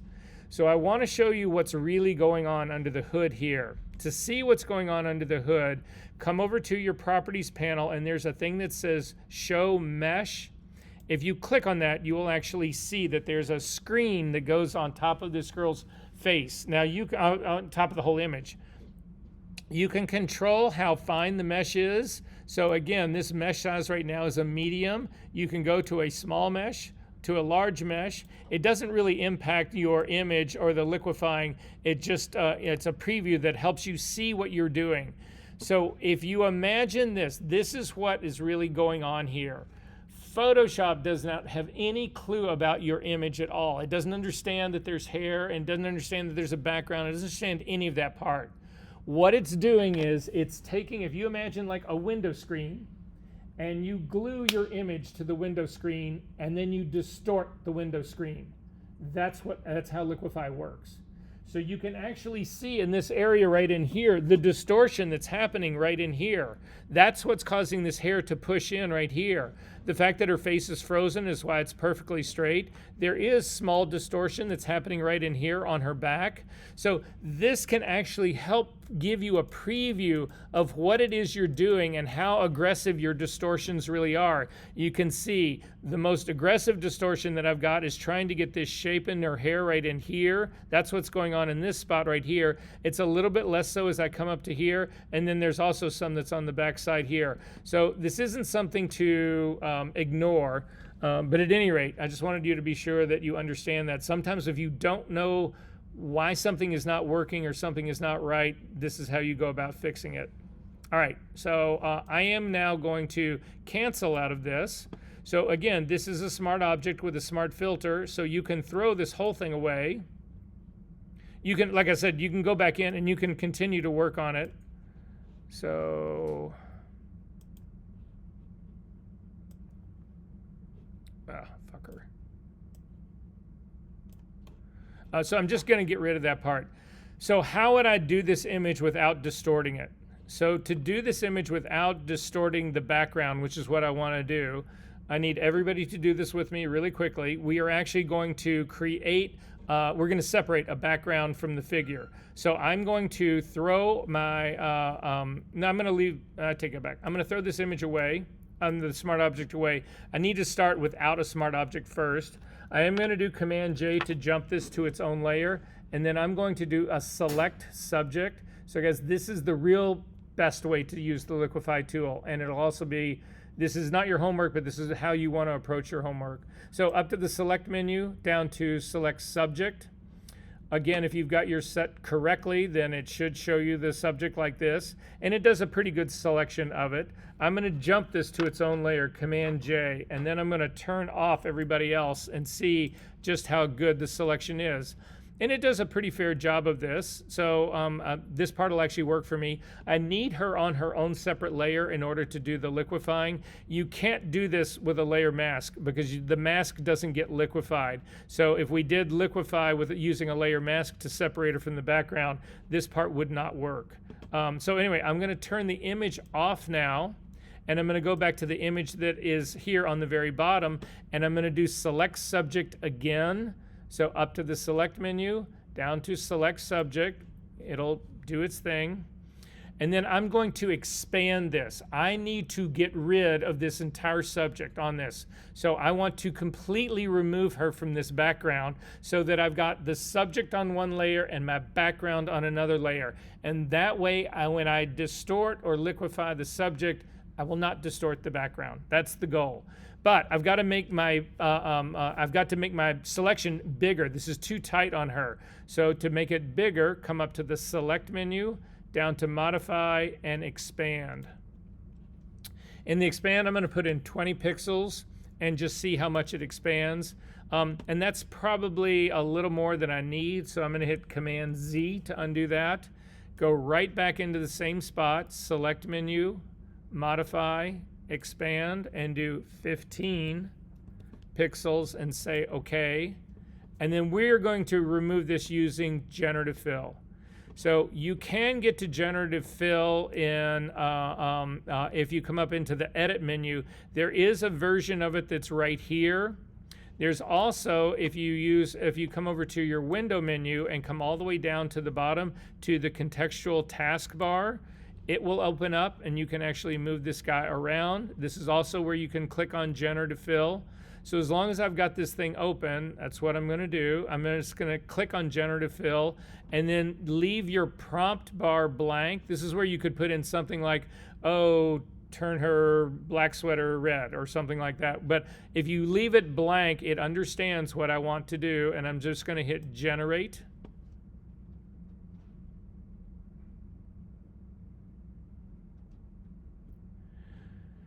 And you'll have options up in your properties panel right now. If you click on the first option, that's the one that's already active. It does a pretty good job for me. The second one, I think, is actually a little bit better. The third one is better still. It's holding a little bit more of those drapes in there, so I like that part of it all. If you wanted to generate again, if you were unhappy with all of these, you simply click on generate again, and it'll do a whole nother set of these for you. It'll give us another 3. And then you can actually look in through these guys, and actually that one's the one so far, the fourth one I like the best. So the fourth one is the one that I'm going to go with. Again, your mileage may vary. If you want to get rid of this taskbar right now so that you don't see it, click on the little 3 dots. And with the little 3 dots, you can say hide bar. But now I've actually got what I'm looking for right here, and you'll see there's a generative fill. It's actually got a layer mask on it as well. I'm going to drag my girl and put her on the top of all of this so that she's up there. And then with this generative fill part, if we click on this, you can actually, depending on what's really going on, you can res up the size of this. This is pretty low res background that's being filled, but the image is pretty low res. However, if you come over onto the preview of it, the thumbnail that's in the properties panel, there's 3 little dots right here. If you click on those 3 little dots, this will allow you to generate similar just to this one. So it'll look at this one and it'll try to base it on that. And if you go to the other side and click on this, and this is not going to let me actually change this, you can, depending on the size of your file, you can up-res these things. In this case, the file is too small to up-res, so I'm not going to get that option. But I'm comfortable with this and the way this ultimately looks. I'm going to turn on my figure now. So this is, again, it's bringing back essentially what the figure looks like. I'm going to then convert this image to a smart object. So up to the layer menu, down to smart objects, convert to smart object, and then I'm going to do my liquefy again. So up to the filter menu, down to liquefy, and now when we actually do this part, she's going to be alone on this. If you want to see the background of her in this, again, we're in preview right now. Let me click on this. And show backdrop is available to us right now. It's down right underneath show mask. If you click on show backdrop, it will actually give you the preview. But again, that's not there. It's not part of her in here. She is alone in all of this. So now when I do my liquefying, again, I'm going to do the freeze tool for her face first.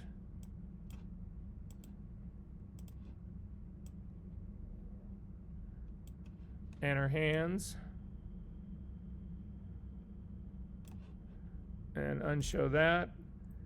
Push forward warp tool. Again, small increments. Oh, this is actually showing the other backdrop as well. So hang on one second. If you then look at this show backdrop, you can pick which layers are showing. So I'm going to go to my generative fill layer because it's getting confused. It's showing me all of them. So I see the original at the very bottom, the virgin. So then I can continue to work on this, and you can see I'm now just liquefying her hair and not the, oh, I kind of like that bump in her hair. It makes it a little bit more organic and natural. And then again, I would change the back. I would also pull the top down just a little bit and push the side in just a little bit. And this is now my preview. And I would say okay to that. And then this is an undistorted background.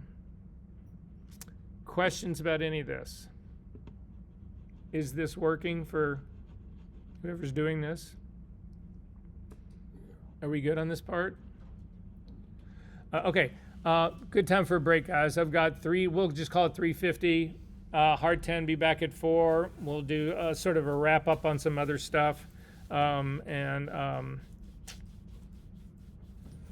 be your last of this class until after the break.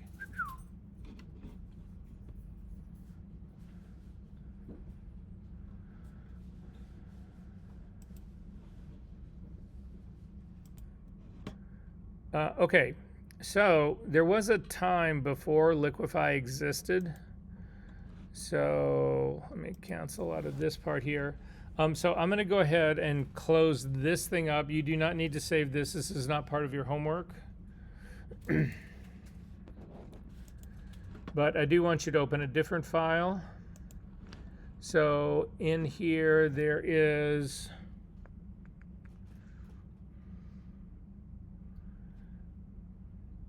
Do you guys have twin sister JPEG? No? Yes, it's on the outside. It's on the outside. It's not inside the liquefy practice files. It's on the outside of that. If you can actually bring that into Photoshop.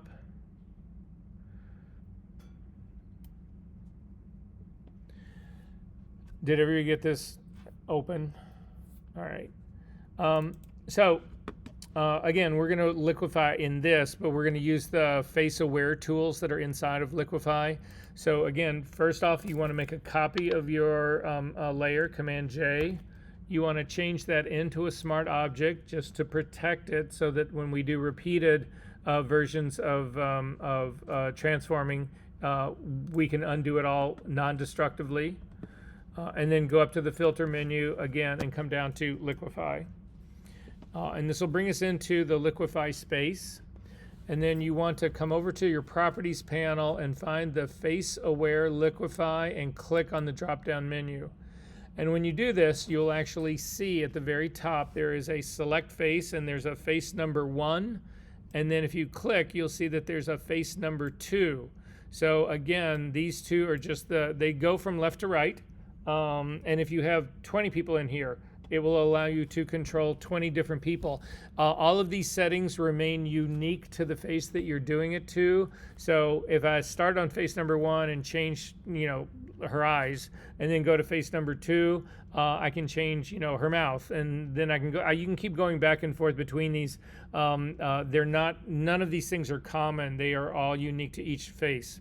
So I'm going to zoom into the girl on the left-hand side just a little bit, just so that you can see it. We're going to start on face number 1, and we're going to start with eye size. And you'll see that you underneath this, you've got two of them. One is for the left and one is for the right. So if you click on the eye size on the left one and you drag it all the way across, you don't see any change at all. Oh, actually, it's right to left now. So it's the other girl. Sorry. It's now the girl on the right is face number 1. So again, if you take her eye size and go all the way to the right, it makes it larger. If you go all the way to the left, it makes it smaller. If you want both of her eyes to do the same thing, you click on the chain link that's between both eyes. If you click on that, then both of them become smaller. And again, the control will actually change the size for both of these. So that is controlling eye size. If you double click on the icon, it should reset, but they don't. That's a bug in Photoshop because every other version of Photoshop does that. But you can simply type in 0 and it'll take it back to its norm, or you can go all the way down to the bottom and do, actually you can't do a restore all there either. Eye height would be the next one that we'll go after. And again, we're only going to do one side just so you can see the difference, but it makes the center of her eye taller. And the bottom of her eye taller, so it just increases both the height, but also it makes it taller, but also it goes towards her mouth as well as to her forehead. Eye width actually makes her eyes wider. It's the actual, all of these are about the eye socket as well. They're not the spacing of her eyes. That's further down. You can do the tilt of her eyes to actually make them, to rotate them to make her a little bit more cat eye or a little less cat eye. And then eye distance, and this actually does bring them closer together or further apart. Again, if you zero all of these out, the next thing down is her nose. So if you take nose height, and you click that as a positive, it actually brings her nose up away from her mouth. If you go in the opposite direction, it'll actually bring it down closer to her mouth. So it's the distance between the upper lip and her nose.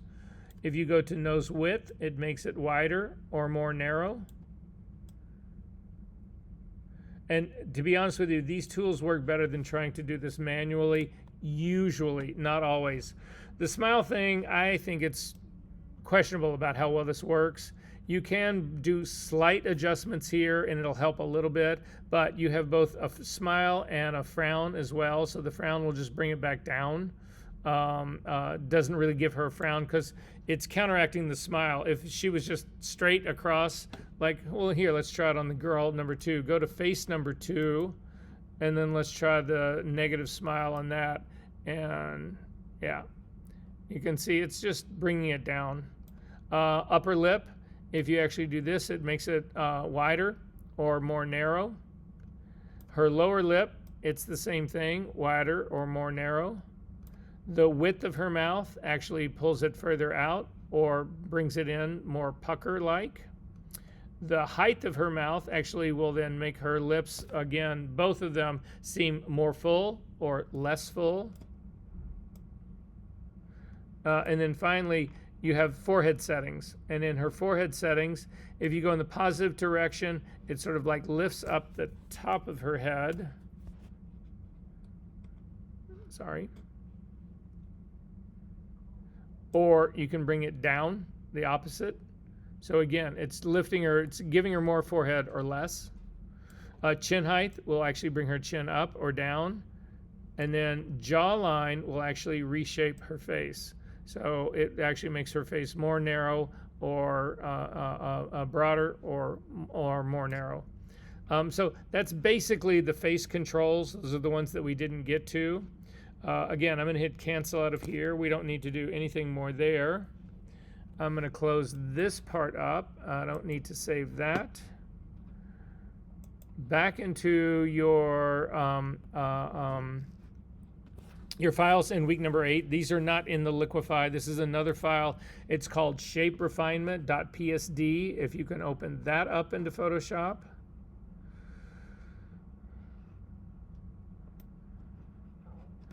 So in this, what we're going to try and do, we're going to actually take a look at certain tools that are in here, just to give you some idea of how some of the more conventional transform tools work. So in the more transform tools, we're going to go ahead, we're going to make a copy of this layer as well. So Command J this guy. I'm also going to convert it to a smart object. So up to the layer menu, down to smart objects to convert to smart object. And then we're going to look at the set of tools in here to actually manipulate this. I am going to go to the pasteboard. It's easier to see this work on the pasteboard. So hit the F key to actually do that.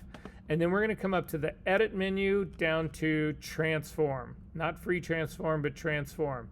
And you will see that you have got 1, 2, 3, 4, 5, 6 possible options, as well as the set at the very bottom.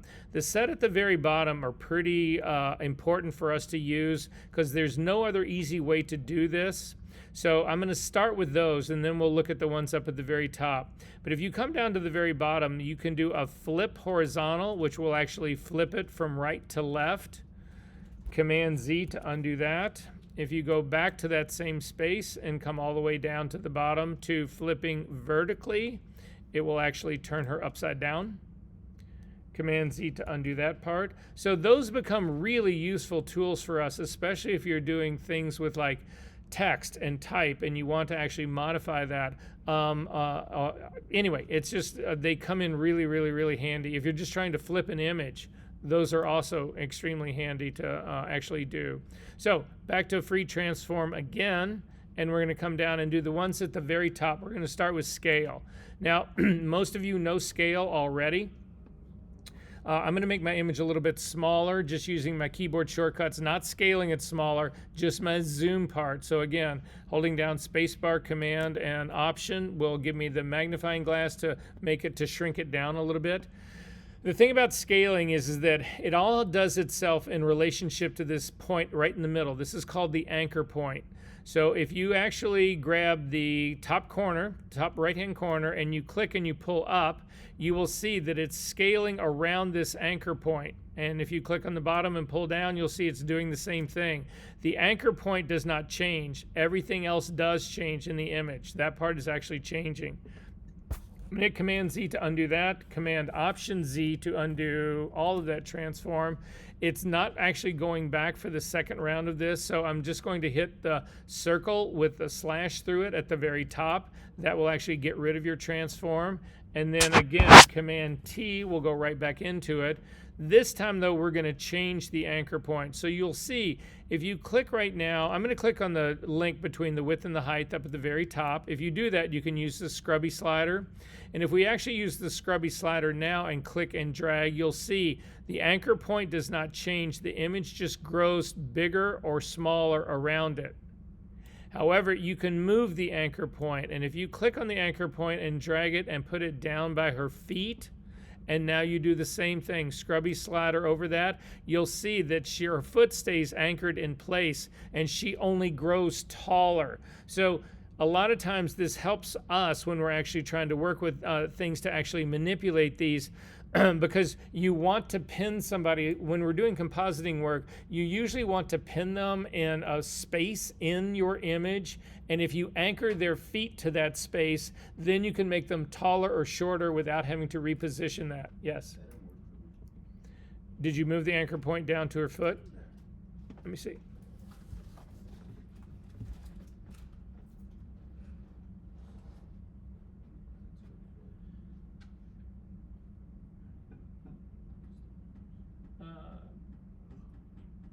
Actually, that's really what you're looking to do is click on the top part. No, then it's completely unanchored.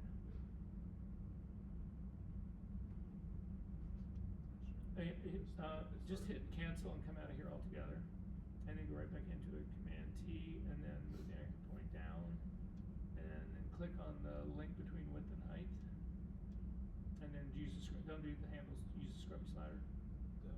Hover over the H and click and drag over the H. Yeah, there it goes.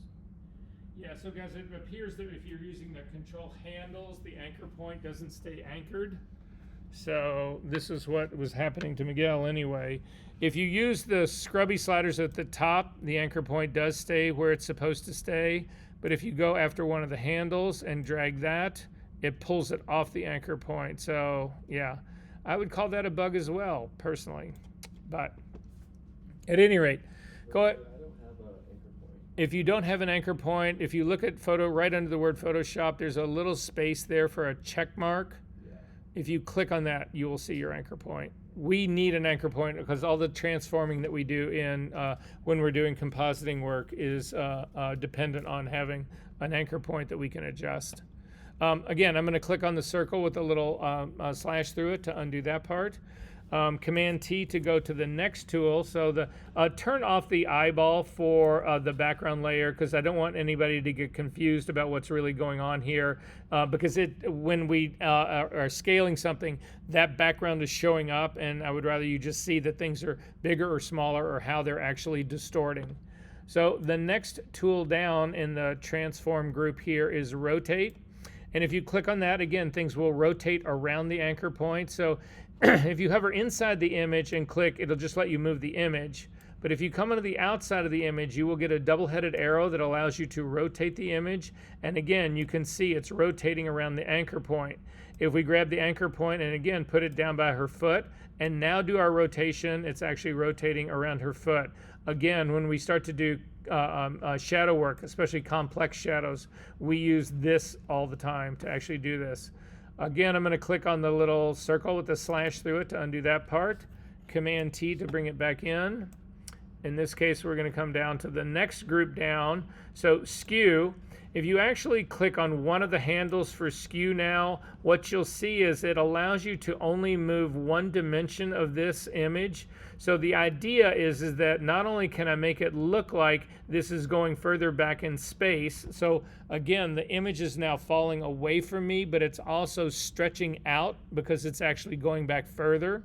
You can do skew on multiple images, so you can actually essentially create the illusion of convergence. Again, if you've ever gone out and shot tall buildings, if you'll notice that the buildings converge just like the shape of this, because the top of the building is considerably further away than the bottom of the building from your camera. So buildings don't appear to be square and upright or rectangular and upright the way most buildings are. So again, click on the slash with the circle with the slash to go through it. Command T again. Next tool down is the distort tool. The distort tool makes every one of these points, every one of these corners individual. So you can grab one and then you can grab another, and they do not change anything else. So when I move one, all the others stay exactly where they are. So if you are actually trying to like remap somebody to, let's say that you've got a wall, well here, let's say you've got this scenario right here. This is typically your screen that's flat like this. If you want to twist it, appears like this. So to make it appear like one of your edges is actually going back into space. There is a series of images really quickly, I think. Let me just see really fast.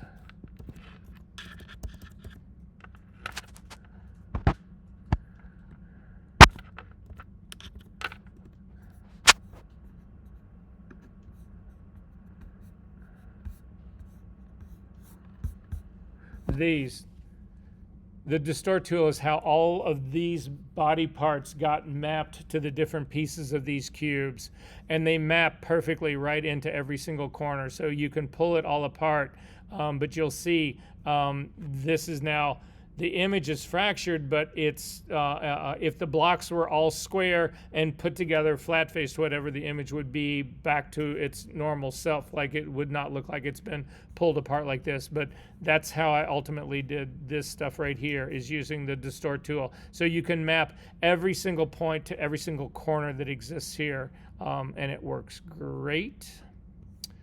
So command circle with the slash through it to undo all of that. Two last ones. So the next one down, edit down to transform, is perspective. In terms of perspective, what ends up happening is that when you change one of your control points, it changes another. So I'm going to start with a control point in the top corner on the left-hand side. And I'm going to click and I'm going to drag it in towards the center.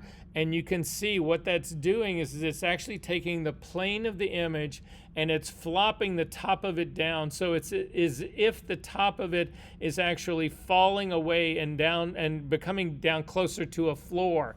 If you then actually grab the bottom part and pull it out, so again, a corner out, you can see I can actually transform this image to almost becoming a completely flat floor. So I'm going to continue this. We'll do this in a exercise the next time we're together.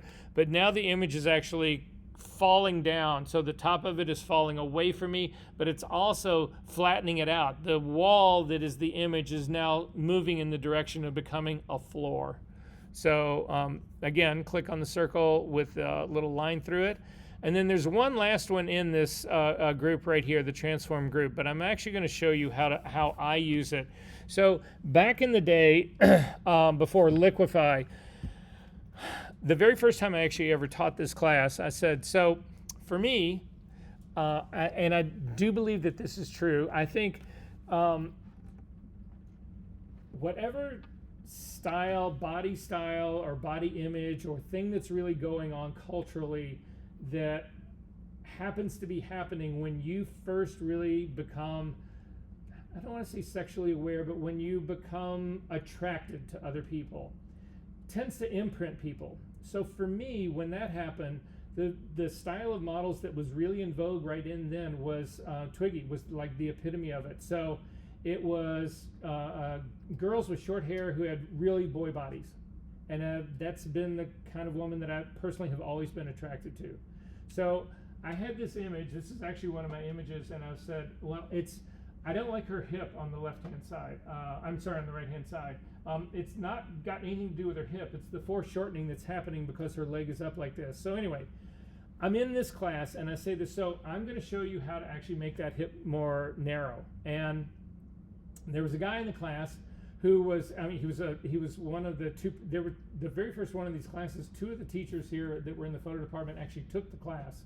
And he was a little bit older than me, and he had grown up in California, and he was all about surfer girls, and he thought girls should be incredibly curvy. That was his vibe on it. So when I said that, yeah, I'm going to make her thigh a little bit thinner, he just was like, no, you can't do that. That's horrible. So the point I'm trying to make here is that everybody has, when you do this kind of retouching, everybody has their own preferences, their own idea of what they want to do, what they think is better or worse or all that kind of stuff.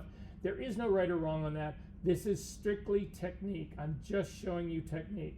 So again, don't get offended by this. This is just technique, because sometimes the older ways of doing this are actually easier and more productive than using tools like the Liquify tool and later on the other transform tools that we're going to do. So to do this, you cannot do this on a smart object. So we've got a smart object right now. I don't need this to be a smart object. It is a protected one because I've got the Virgin underneath it. So I'm going to convert this back to a regular object. So up to the layer menu, down to smart objects, down to rasterize, and you'll see that little thing goes away. And so I can now actually work on this image. I'm going to zoom into this girl's hip. It's this thing right here. I just want to narrow this down slightly. So to do this using the transform tools, we first need to make a selection and jump it to its own layer. So I'm going to hit the L key to get the lasso tool. When you do a selection like this, you want to avoid the jacket because we don't want to distort the jacket, but you need to include part of her sweater, and you also need to come out before you get down to the bottom part of her leg. So just watch the selection that I make here really quickly. So I'm going to start in this area. I'm going to cut through the top of the sweater, and then I'm going to come down like this, and then I'm going to come out right here sort of towards the bottom. I take that back. I'm not going to do that. I'm actually going to hit part of the lower leg. So down here, and then come out into the lower part of her calf, and then let go. So this is what my selection looks like. If you're going to do this with me, now would be the time to do it. And then Command J to jump that to its own layer. Now the reason I jump this to its own layer is that we're going to use the warp tool to make the change here. If I was doing it on the entire image, then the entire warp tool covers the entire image, and any change that I make is going to impact her entire body as well as the entire background. This way, when I use the warp tool, it's going to be constrained just to this jump layer that I actually just did. So Command T to bring up the transform dialog box, and you can see the transform is in a very small area, controllable. And then I'm going to click on, again, the thing that looks like a tennis net that's up at the very top, or go to your edit menu, down to transform, down to warp. And it'll put on a grid on this transform part, and then I can use this to actually modify. So what I'm going to do is I'm going to grab these handles that start on the far right hand side in the middle, and I'm simply going to click and push. Now the problem that I have with this is I can't see really what's going on here. I can't see the difference that I'm making because this is transforming that whole selection. So I'm going to cancel out of this really quickly, and then I'm going to drop the opacity of this top layer down to like a 75%, something like that. This will allow me to see the background underneath it when I actually do the warping. So again, Command T to bring up the transform dialog box. Click on the little icon at the top that looks like a net. And now when I push in, you can see the before and after. You can see the image part that's actually underneath it. And you need to be able to just see that in order to get this to line up again. So I'm going to slightly push in on the bottom there. Then I'm going to come down to the intersection of one of these graphic lines, and I'm going to push up there a little bit. And then I'm going to go to the one in the front, and I'm going to push that up a little bit as well. And then if you zoom in on this, you'll see I've disconnected where that hip rejoins and hits the lower part of her calf. So then I'm going to grab this little anchor point here and drag that part back down so that it reconnects here. You also need to make sure that at the top up here that the hip line reconnects to the sweater at the top. So for instance, if this was pushed in like this, it's not connecting, the sweater doesn't connect again to where it hits the hip. And I actually need that part to happen. So I'm going to pull this out to where it reconnects. So this is the modification that I'm actually going to make on this right here. And so to do that, go ahead and click on your check mark, and then bring your opacity of this all the way back up again. And so you can now see this is the difference in the two. Now, this is also, you can see it's also affecting this line right here in the middle of her pants. You can see there's a very definite cut line in here. That's because this is now my entire jumped layer is actually showing. I don't want to use the entire thing. I only want to use this new edge right here. So to do that, we're going to put an opaque layer mask, a black layer mask on this new, on my transform.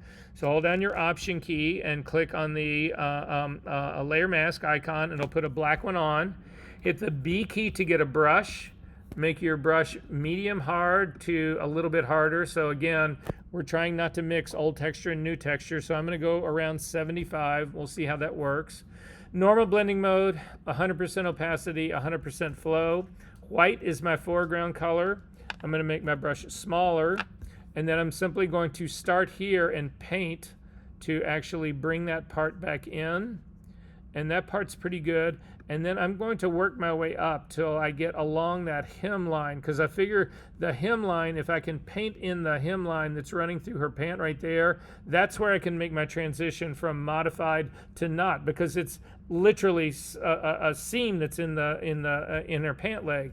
And so this is now my change. This is my shift. Sometimes old school works just as good as new school. Questions about any of this?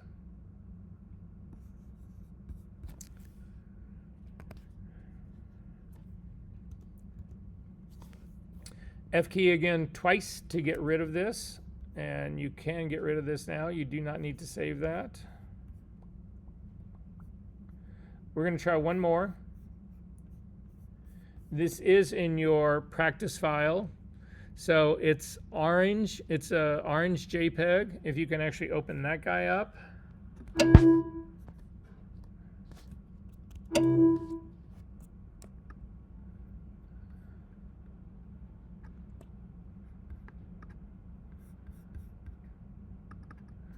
So I've got this distorted orange that's right in the middle, and I actually want to undistort the orange.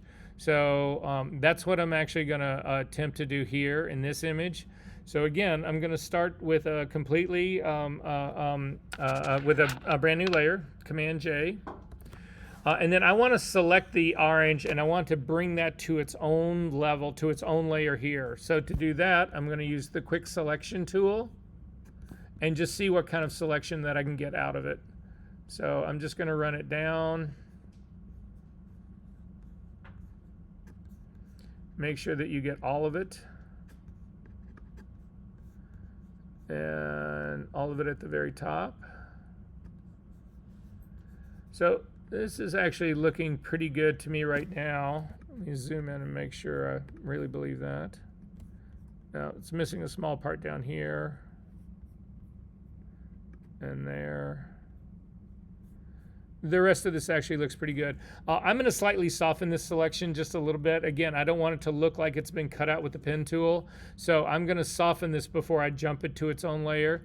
So up to the select menu, down to modify, down to feather, and I'm going to put in just a single pixel feather on this and say OK. And then I'm going to jump this to its own layer, Command J. I'm going to turn everybody else off to see what it kind of looks like. And then I'm going to turn everybody back on. And that part is actually real there. There's no rind that's really showing there.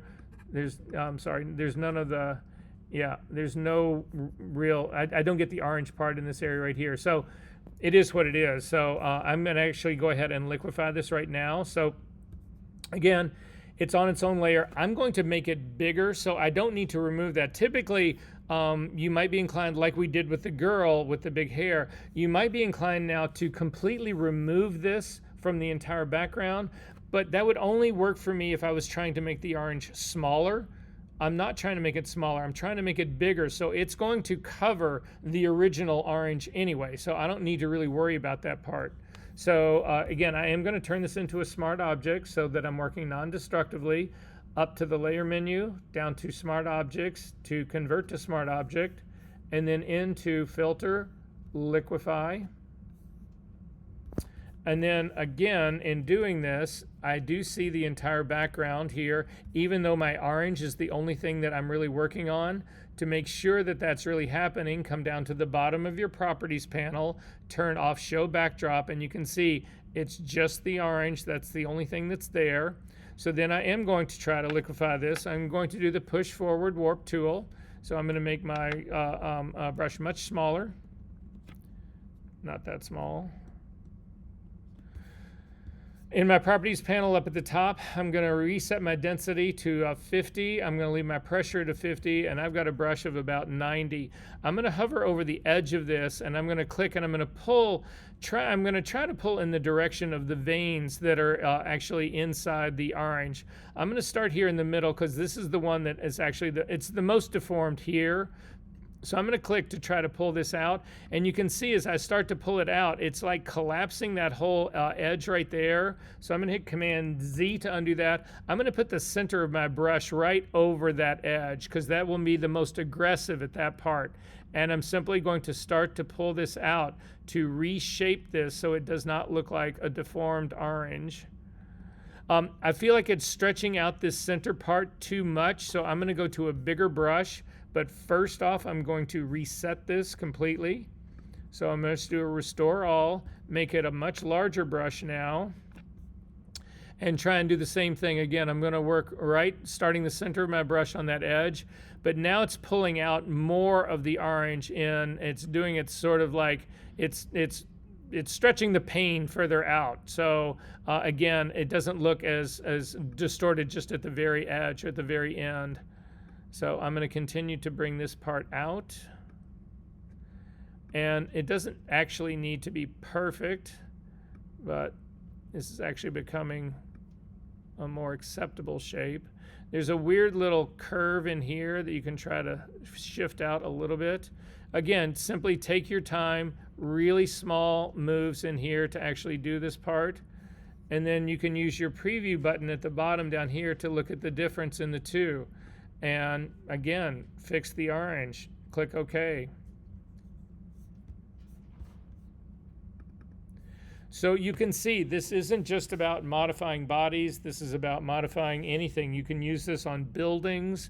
You can use it obviously on people. You can use it on food. You can use it in skies, on clouds, all sorts of things in here to actually make it, you know, the image that you have in your mind. All right, questions about any of this? Are we good? All right, I want to try one last one really fast, just so that you guys feel like you have some sense of this. This is back inside the Liquify practice files. There's an image in there, again, from the 80s as well, that's called, well, it says D99K. I have no idea what on earth that name is coming from, but there it is. Control, again, open this up into Photoshop. And say OK. And double click on the hand. Obviously a very small res file. This one is complicated because I don't have, again, the type that's on this. I don't want to screw up the type. I don't want to change any of that part of it all. So again, really quickly, I'm going to remove the girl. I'm going to separate her so that I can liquify her independent of everything else, and then drop her back into this background. So the first thing I'm going to do is Command J to make a copy of this. And then I'm going to do a select subject, just what we did before. So up to the select menu, down to select subject. I'm going to jump this to its own layer, Command J. I'm going to turn everybody else off so that I can see what's really going on. And the hair is good enough for me. Again, this is hopefully going to line back up with the original hair. So I'm not really worried about that. It's really only these giant shoulder pads that I'm actually going after. So I think that part will be fine. I'm going to turn that off, and I'm going to come back down to my layer number 1. I'm going to do the same trick I did before to give myself a completely neutral background. So again, up to the select menu, down to select subject. I'm going to slightly expand that select menu, down to modify, down to expand. I'm going to kick it out 10 pixels. This is a very low res file, so it doesn't need to be much. And that's actually pretty good, except for it clipped the type down at the bottom. So you can see right down here, it's actually hitting this type. I don't want to hit that type. So I'm going to hit the L key to get the lasso tool, hold down the Option key so that I'm subtracting from my selection, and I'm going to run it down underneath her foot and around like this so that I am not screwing up the type that's on the very bottom. So then double click on the hand to kick back out. And then again, generative fill. I'm just going to do this from the edit menu right now. It's the same generative fill. Up and click generative fill. The one thing you should know about this is that if you are really into serious prompting in photo, and guys, there's a whole week that we spend doing nothing but AI in this class. So if you're not familiar with this right now, just follow along with just the simple steps here. We will get deeper into doing AI prompting and how it all works later on. But this box has got a much larger generative fill box than the contextual task toolbar does. So if you're really into prompting, this is the place you go to. They still have all the same controls. I'm going to just hit generate.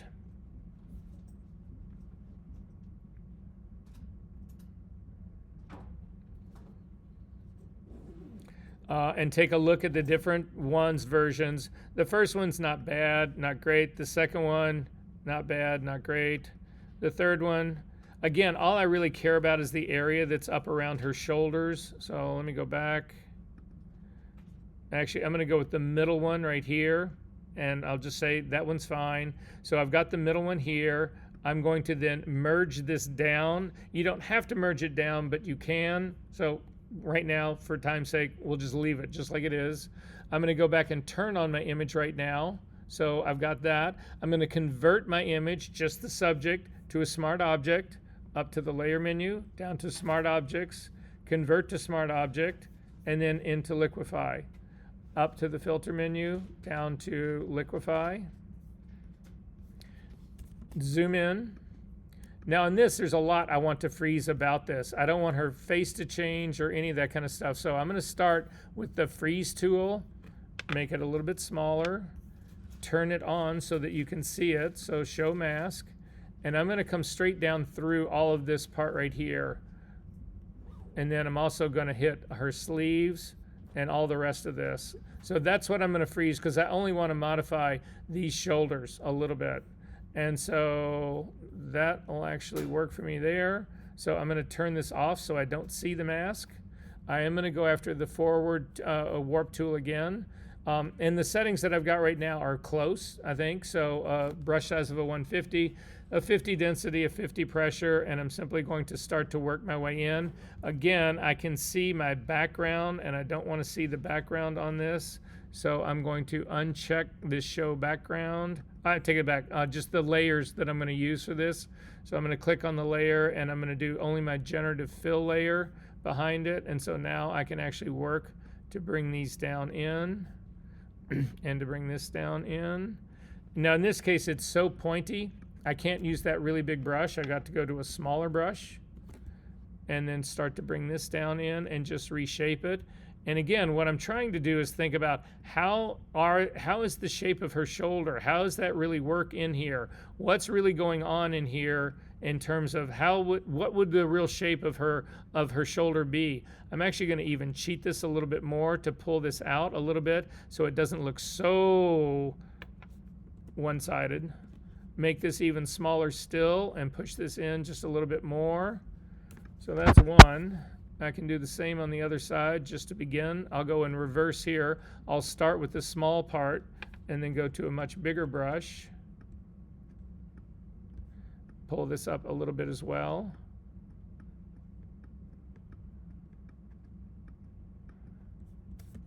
Zoom back out.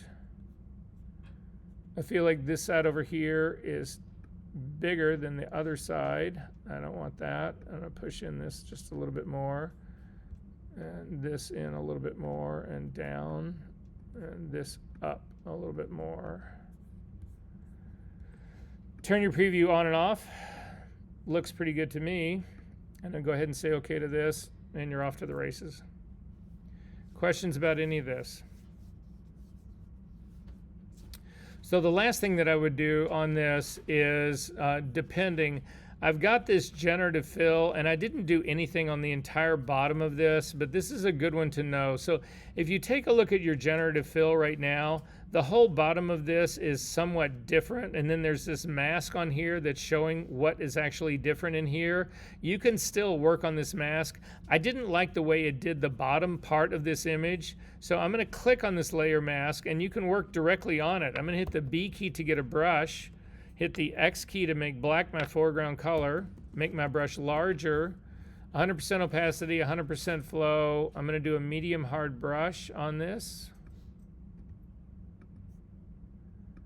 And then painting with black, I'm just going to go across this whole part down here at the bottom, because that was where some really funky stuff started happening in the generative fill. And now this is only changing the top part of the image. Boom. Again, I think that this shoulder is still wrong. So double click on liquefy. You still have the exact mesh and the exact part that's actually happening in here. I'm going to make my brush considerably smaller, and I'm going to try to push this really in.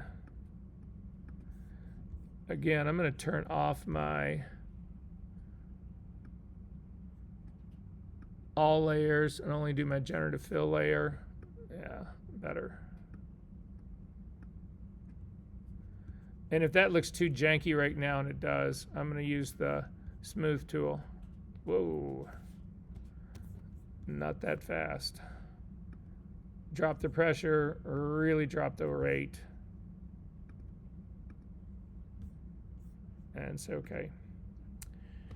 All right, any questions about any of this? Are we good? Okay, so for the homework, if you take a look at the assignment folder, there's two parts to your assignment. If you take a look at it, so the assignment folder is you're going to use liquefy on this one image. We'll take a look at the image really quickly, and I'll show you that what I'm asking you is to reshape it.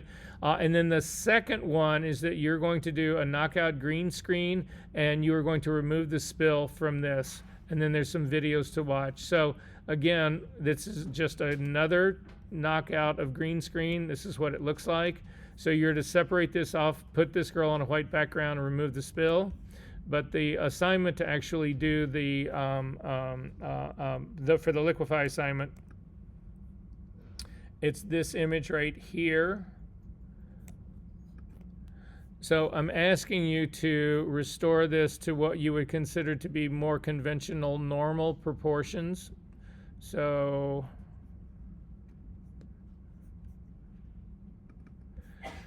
I'm asking you to smooth the back down so it becomes a natural, believable back, and do the same thing with her booty and the whole back of this dress. You're just trying to make this less distorted. This is Comme des Garçons. This is a Paolo Versi photograph of Comme des Garçons, and the actual dress or outfit is designed to do this distortion. I'm just asking you to undo it. Questions about any of this? I'll see you guys next. Oh wait, I'm not going to see you next week. I'll see you in 2 weeks.